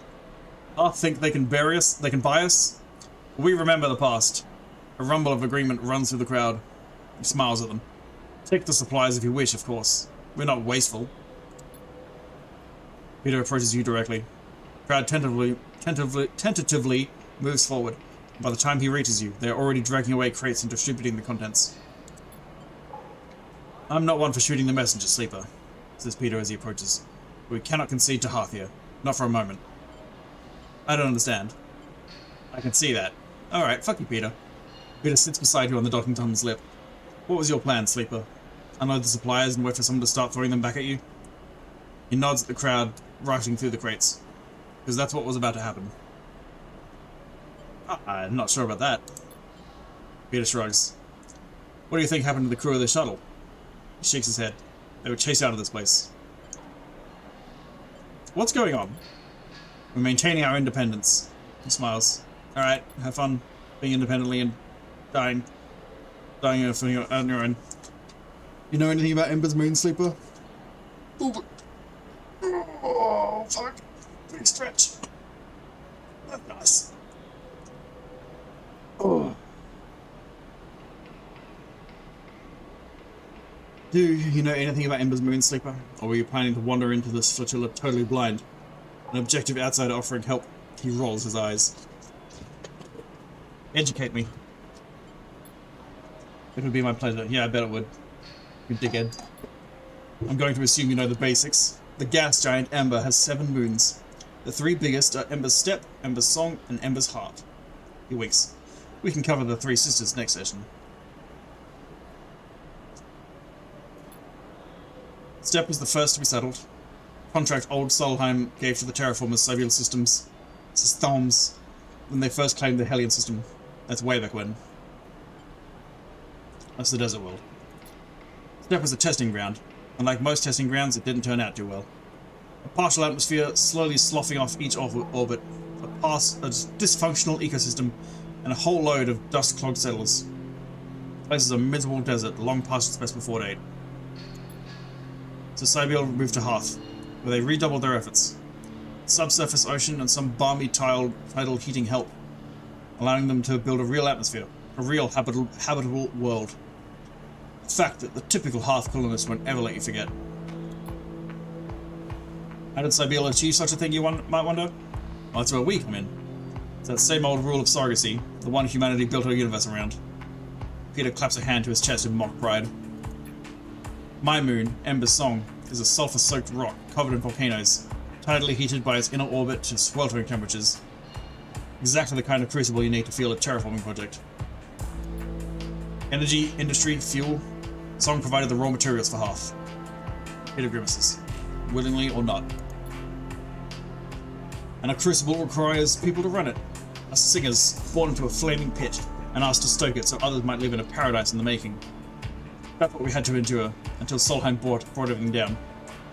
It'll rattle off the speech memory, and you wonder how many times he's delivered it. No Solheim, no contract. No contract, no Sybil. No Sybil meant 3 moons, suddenly independent. Peter shakes his head. It was a war, Sleeper. Sometimes hot, sometimes cold, and unsurprisingly, Hearth and Steppe came out of it better than us. Yet, Peter holds up a hand. They need us. Sleeper, always have. So we are the linchpin. We are the center around which the moons orbit, not swirling ember. We resisted takeovers, sieges, and expansions, and now we'll resist this. Half the people on these ships think the flux was caused by Hearth, potentially otherwise. And I have to say, some cycles I agree. So before you come here to hand out supplies like a good soldier, maybe educate yourself. Who cares, dude? You've left the moons behind. You're all just people on ships now. Peter shakes his head. Do you forgive crimes against yourself so easily, Sleeper? Would you return to the bottom of SNARP if they sent someone to collect? Peter stares at the crowd. Don't presume to judge us. I want you to imagine what it is like to try to live on an airless volcanic rock when every system that sustains you starts shutting down. He spits and wipes his sleeve across his mouth. We abandoned nothing. Some stayed, others left. But we'll reclaim Ember as soon as the flux fades or ends. We've weathered worse. Sure, dude. I understand. Do you now? Peter meets your eye. Well, perhaps you'd stop running errands for Hearth then. Won't keep you from the docking axis, Sleeper. No one here has the authority for that. But watch yourself here. Try to remember that the Eye is just another in a long list of people who have tried to control us. You're too stubborn. Chill out. Stubbornness, I have found, is a quality of these times. Look, we are many, and we have many needs. Ships come to this docking axis for repairs, for requisitions, for friendship. You can provide these as well as any singer. If you want to help, help in your own name, Sleeper, not in that of Hearth. Peter shakes his head. Carry that name here and you'll lose all trust. Be as we are. Act in your own name alone. Peter puts a hand on your shoulder and stands. I hope I didn't just waste my time here, Sleeper. And with that he walks away, back to the shrinking crowd that is distributing the last of the supplies amongst the crews present. You watch them as you watch them pass the food and water between them. No signs of conflict between the crews, just a careful distribution of resources. Peter chats with a few crews, each of them casting looks in your direction, ones that reveal little about the singer's intentions. You stand. It seems the tensions on the flotilla run much deeper than you expected. This won't be easy.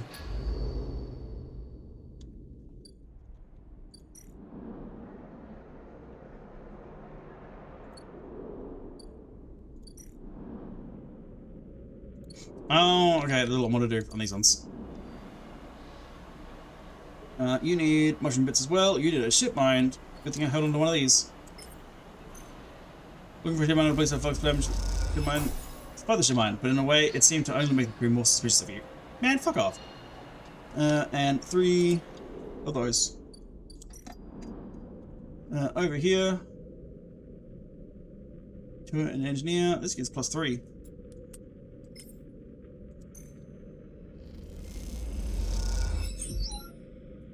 With remarkable intuition, you not only support the step silk, but harden it. Aki smiles when she sees the result.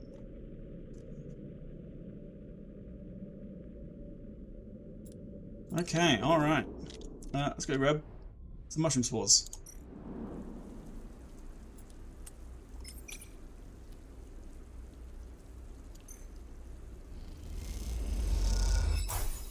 Damn, I was looking for 2. Okay.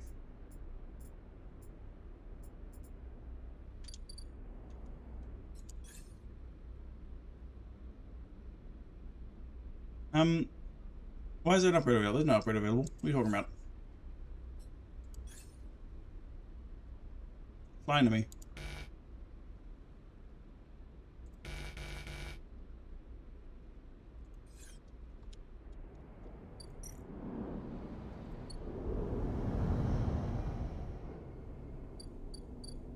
Why did I come down over here?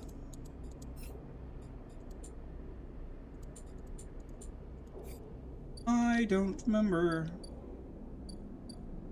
I was checking these. Yep. Oh. Done those already for this time, and we're good. Get the kitty cat. And go to bed. Ooh, getting pretty close to barrier time. Not sure if we're going to be able to finish this entire chapter before 12.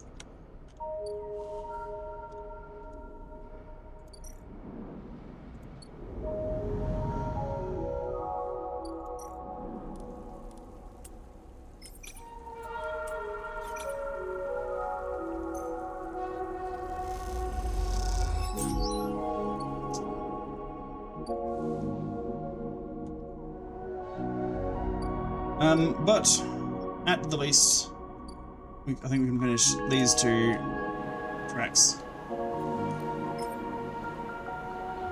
One of the ships is trying to establish a mushroom farm to help feed the crews. They're looking for spores to get them started.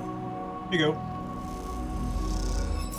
Spores have been seeded, and while some may be suspicious of your efforts, crew by crew, you'll convince them. As Peter said, the Singers will only trust you if you act independently of Hearth. Fulfilling supply requests is a good start. Ah, now I gotta talk to Peter again. As you cross the axis, looking for a shuttle to take you back to the ruined cordon, you spot Peter, standing at the edge of the central hub. Something about the way he's leaning against a rail, looking down across the axis and towards the blinking lights of the flotilla beyond, makes you pause. He's completely still, his head drooping low and his shoulders hunched high. Just ignore him. I don't really want to talk to him. You watch for a moment more, and then move off across the hub, towards a promising-looking shuttle dock. Peter didn't look like he wanted to be disturbed, but as you climb through the docking tunnel towards the departing ship, you can't help but glance back. You spot him there, still at the railing, so small in the cavernous chamber of the hub. He seems untouched by the motion around him, lost in memory or thought. You feel a cold shiver rising from inside and slip out through the docking tunnel before it can touch you. Gotta keep moving.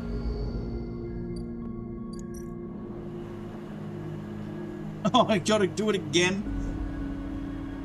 The more you work for the Singers, the more you get to know the crews, the more they'll trust you. Oh, the dust houses.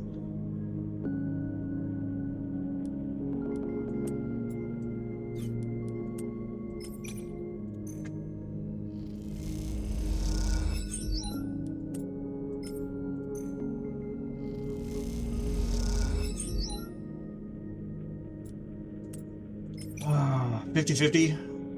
To do it in one with another dice. Was there a interface option here? Nope. So a 4 is a 4 is a 4. Come on, lucky number 50-50. Let's go. Nice. Lucky. If the dust houses preserve their closed biomes, they will need shielding against the flux of protection for their slow decay. You and Aki stand side by side at the viewing window in silence. The dust swirls, and you glimpse the twisted root systems of the step silk through the ochre haze. After all these cycles, you feel a strange connection to a world in which we've never set foot. Aki shifts from foot to foot. She seems restless, eager to speak, but unsure of what to say. The dust houses look good. She smiles at you warmly. They do. She pauses and turns back to the window. What is the value of all this? She asks suddenly, preserving a world we have left behind. Any of these is a good option. Conservation. Aki is silent for a moment. These creatures should be protected, yes. But for us, the conservation is conditional. We keep them alive because we need to use them. Can't pretend to be conservators when we harvest as much as we're able.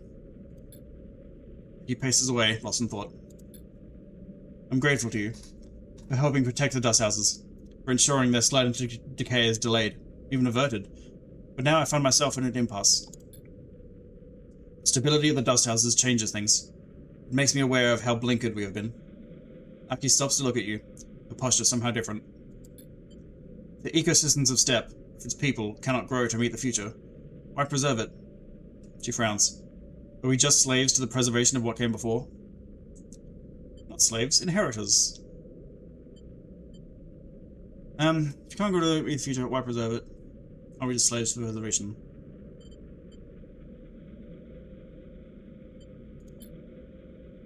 But the weight of this inheritance is heavy. Aki comes close, holds your hands in hers. We must change. We must change to live. She smiles. I've seen that in you. The steppe, these people, this ship, should serve more than heritage, than history. They should serve the future. She takes a breath. There are those in the flotilla that need clothes, that need food, that can benefit from the gifts of the steppe's ecosystem. I want you to invite them. Can you do that for me? Yeah, I can do that. I know that Sol sent you. She smiles. You can tell him Aki, captain of the Wind's Long Shadow, invites all the people of the flotilla to come. You were the captain the whole time? Oh my god. She smiles. You never asked.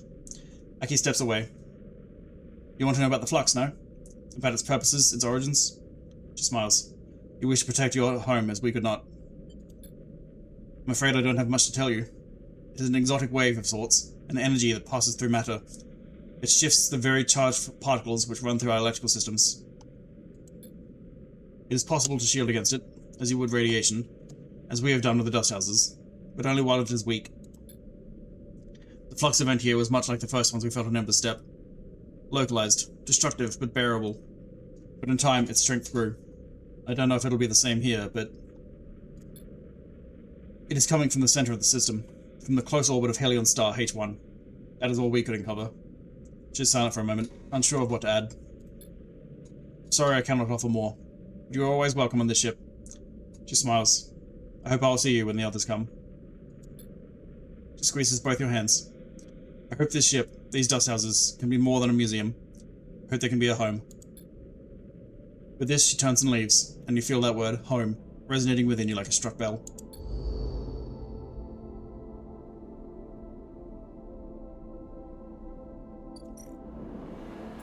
Reroll this one into a 2. Oh, baby. Okay, well. Axis job board. The Axis houses an overflowing job board of engineering tasks requested by the crews. Can't help out here. And the Axis is as much a social hub as it is a supply hub. Even good relations with the crews will help and trust your work. Here's some job. Ooh, free scrap. Yeah, let's focus on engineer. How many points have we got? Only 2. And no tasks to help get more points.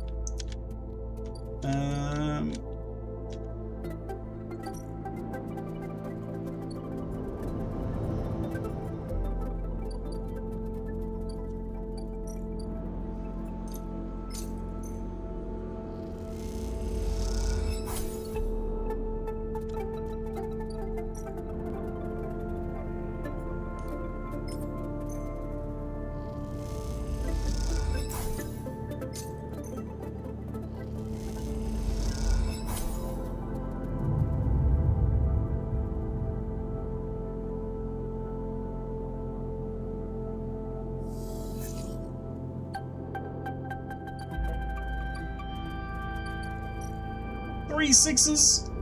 Oh, damn!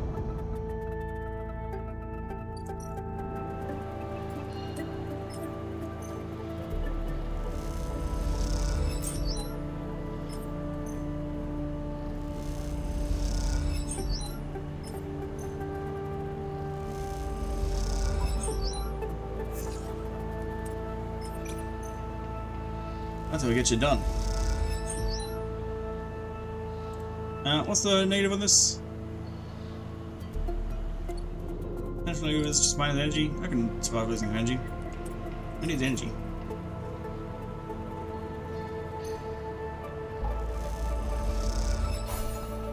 This one, great.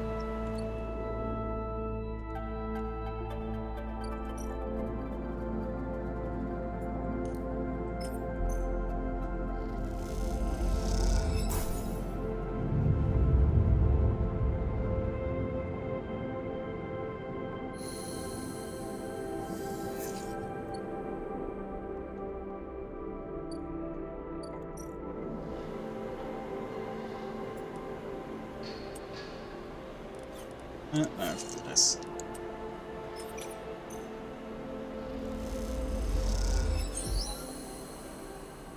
The more work you do for the singers, the more you get to know the crews, the more they'll help. The more they'll trust you. Sleeper! Peter calls out to you as you cross the axis. He's standing by the same railing as you saw him last time, and he beckons you over. I've been hearing things. He gives you a sudden look. Good things? Mostly. He rubs his hands together nervously. You wait for him to speak. You know, on song, I was a teacher. He glances at you, anticipating a response. Really? Don't sound so surprised. Mechanical engineering. It's an essential subject on a moon where a single mechanical failure could mean the deaths of hundreds. He looks at the ground. The heat, the atmosphere, the radiation, all of it's hostile to us. Students knew this. Their work, their training was respected. As long as they were careful and respected Song themselves, they could have their choice of colony placements. They were always in demand. It meant I was respected, surrounded by friends and colleagues, always able to call in favors and repay them like for like. He frowns. Some colonies are small, close-knit. We look after our own. When the flux events started hitting, colonies went dark overnight. We all knew what those kind of failures meant. Like always, we lost more people than any of the other moons. He balls his hands into tight fists. Not a single one of my students left Song. Future was cut off, just like that. My future. He flexes his hands. What am I out here? What use am I? Song is a fading memory, and the systems we built there are useless outside its orbit. How am I supposed to move on from here? He looks at you. Eyes steely grey and glinting. Find someone to teach, sounds like. Peter pauses, thinking. You don't give up, do you, Sleeper? You just keep going. Peter shakes his head. You remind me of a student of mine, one who entered the program from one of the smaller colonies. They didn't have the advantages of some of the others. They were stubborn. Stubborn as hell. By the end of the program, they were the most skilled of their peers. They didn't get the best assignment, maybe because they didn't spend much time making the kind of connections that would help you get out there. Help you get there. But that didn't matter, because they knew they would make the best of anything they set themselves to do. Peter is smiling now, buoyed up a little by the memory. Singers are stubborn, Sleeper. We aren't going to change easily. We won't forgive easily, or take help easily. But we'll hold strong. You can count on us for that. Peter stands on the railing. When you see Sol again, you can tell him that. You can tell him how the crews of Ember's Song operate. Tell him we'll resist. If that means resisting Hearth's imperialist ambitions, so be it. If it means resisting the Flux, so be it. And if it means to, as you have, help others resist those same pressures, so be it. Peter smiles. And then tell him to leave us alone. He turns, his step lighter, and heads off towards the center of the Axis hub.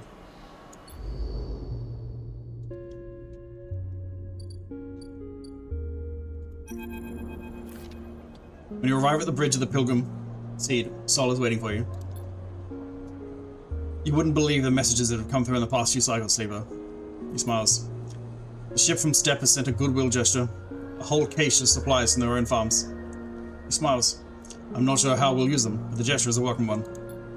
Song, meanwhile, are apparently accepting supplies again, although a little reticently, if I may say so. Sol smiles. I don't expect them to change anytime soon, it should be said. And what I'm wondering, Sleeper, is what part you had in all this.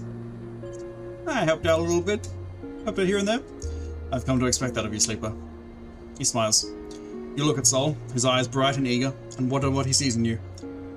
Are you a tool to be used or an ally? It can be hard to tell. I want to show you something. Sol squeezes your shoulder, turning you to face the lift.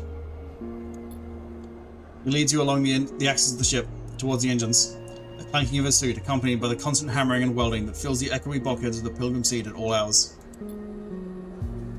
With the cordon lifted and shuttles able to go out to salvage scrap and barter supplies, the ship has become a place of transformation, moving towards some state yet to be revealed to you. You look at Sol. What is his plan here? What is he preparing the Pilgrim Seed for? whereas sharp eyes simply focused on making it through the next cycle. Suddenly, Sol stops in front of a huge bulkhead door, like the seal on the front of a dry dock hangar. It signals to someone in a cabin high up, attached to the wall, and they begin the process of opening it up. The Pilgrim Seed was built as a short-range freight carrier, you know? The amber warning lights in the bulkhead door send spinning shadows across Sol's face. We built it to ship the entire harvest from thousands of farms to the silos at Passero. When we realized we'd need to leave, it was the biggest ship we could muster. Sol wraps on a metal plate, and somehow she's carried us all the way out here. You led the evacuation? Me? Not even close. I was a farmer, had a whole load of land and people to run it, and my people helped convert this place for the long trip. He looks at his feet. Others led, organized the evacuation, and debated the plan. What happened? Not one of those folks made it. We were out in the black a long time before we got here, Sleeper. Things happen. The upshot is I was chosen to take over. I guess my crew trusted me, and I knew the ship. I argued, reminded them I'm no leader, that I'm sick. But when, well, the service chooses you. A loud klaxon sounds, indicating the bulkhead doors are ready to open. They groan as they slide back, the metal squeals echoing through the vast ship, bouncing off its hard-plated walls. At first, all you see is darkness. Then the lights go on, in huge strips that stretch back and back as far as you can see. The space in front of you, a vast bay, bigger than any you've ever seen, is empty. When we left Hearth, we didn't have time or resources to convert the entire ship. Sol begins leading you into the massive space. So much of the freight space we sealed away, shut down. But now we have time, we have resources. We stabilized here, at least for the moment. Sol turns to you. Now is the time we make use of all this. What are you planning? What do you think happens next for the Eye, Sleeper? Sol sighs. The flux has already hit one part of the station, and from what I know it'll hit again. On Hearth we list everything. There isn't much time, Sleeper. But there is enough time to do something. Think of the number of people we can fit on here. The farming stacks, the housing. Hell, we can plant some of those mushrooms you love so much. This is the way forward. The only way. We need to fill this ship with able bodies and head for the starboard belt. I thought the Eye was your destination. It was, until the flux hit here. Now it's just another stop. I'm glad of the chance to resupply and salvage, but we need to go further out. I want you to help me. You know the Eye. You have connections, and you can work hard. I've seen it. Sol meets your eye. I know you're like me, Sleeper. You didn't choose service. Another one last one. But it chose you. There are other ways. If you know them, go ahead. But I'm telling you, this is the opportunity we have now. I know it's a lot to think about, Sleeper. Trust me. Sol begins to lead you back out of the bay. But think of what we can do here. The flotilla can't last forever. We need more than just farmers to make this work. We need to build a new world for ourselves. I've heard that out there in the belt there are people who've been setting up since the collapse, making something of their own. That's our future, tucked away in those rocks, far from all this. Sol sighs. I didn't bring my people here just to let them die somewhere new. He crosses back over the threshold of the bay and signals for the operator to close it up. The door groans and Sol waits for it to stop. Think about it, Sleeper.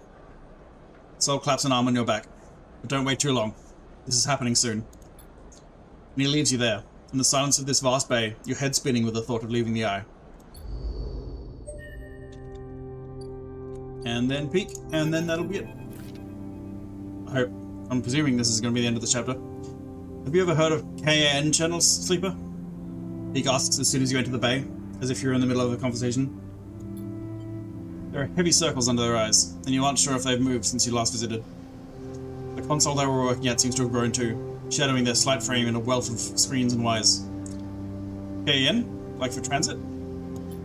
Yes, exactly. He turns to face you. Kia mining's active negation. The name of the effect used to transport trillions of tons of materials from the surrogate systems to the core. You might have heard of it in your physics classes. At XPR, they hammered the principles into us as kids. KAN. Peek recites the definition as if in the classroom. A process of collapsing spatial causality along the Euclidean distance between 2 points by negating mass simultaneously at both ends of a geodesic curve. Sure. You say so, buddy. Essentially, CAN channels allow for the near-instantaneous transport of raw materials between systems. They require huge volumes of energy, of course, and decades of construction. But once a CAN channel is established, it opens up a system for infinite exploitation. Backbone of surrogacy is what XPR called them. Peak shakes their head. They might not be able to send anything more complex than a rock through them. Complex machines and people are, shall we say, reconfigured by the process. But for raw, molecularly pure materials, Peak flicks their hand. Whoosh! Where are you going with this? Peak pauses. What I was trying to find out was whether the Hellion system, this system, ever had a CAN channel. CAN channels are vastly expensive to build, to run. Not every surrogate system has one. Many use fraction drive ships to transport the materials to the nearest hub. Solheim spared no expense when they established this system. There is a CAN channel? Yep. Peak's eyes light up. They shut it down before the collapse. They couldn't run sender-receiver station anymore, but it was there. It still is, as far as I can tell, closely orbiting our star. In fact, Peak grins, they've been building to this. I'm sure it's still there, because one of the issues with CAN channels are the massive waves of exotic energy they can produce when sucking up. The flux. Exactly. Peak's face suddenly drops. Someone is starting up the channel. Why? Who? That, I don't know. They start counting off information on their fingers. They need a lot of resources to do it, and they'd need to have people from the core systems. But there's no real large-scale extraction in the Hellion system anymore, so why would you go to the trouble? Is the flux the goal? Peak rubs their eyes, with their red eyes. The flux, the wave the CAN effect produces, is a side effect. A problematic one, but it isn't a destructive force. If it was, the core systems would have never been able to use it. So then why are the colonies collapsing because of it? Why is it chewing through systems, the kind of industrial systems set up to function within the range of a once active CAN channel?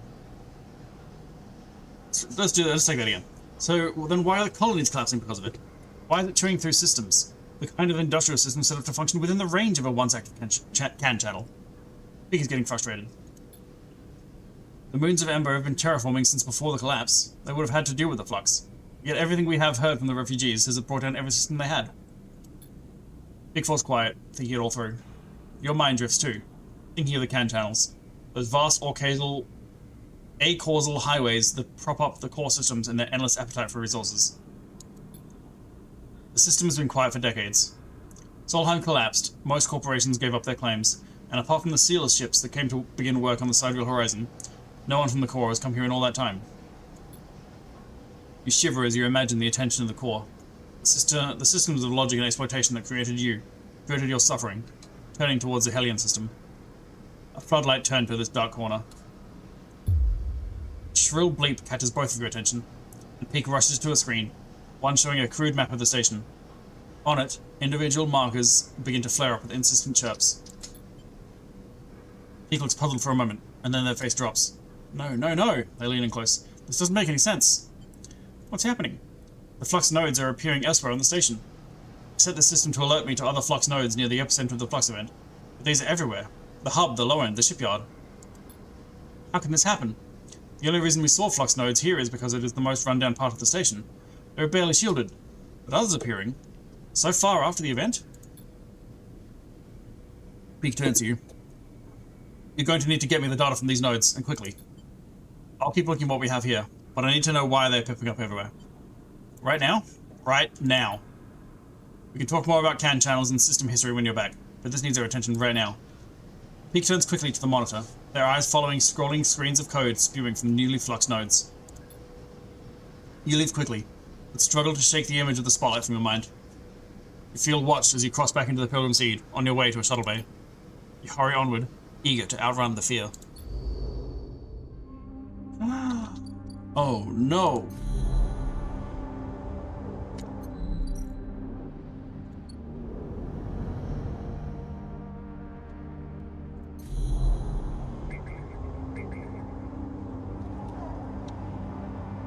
Yep, with a couple of flux nodes. who knows how long it's gonna take. Let's do it next time, because it's time for Bayonetta right now.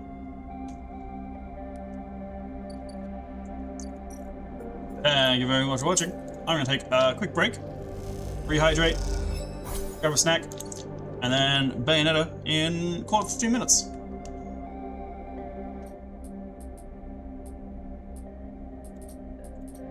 See you soon.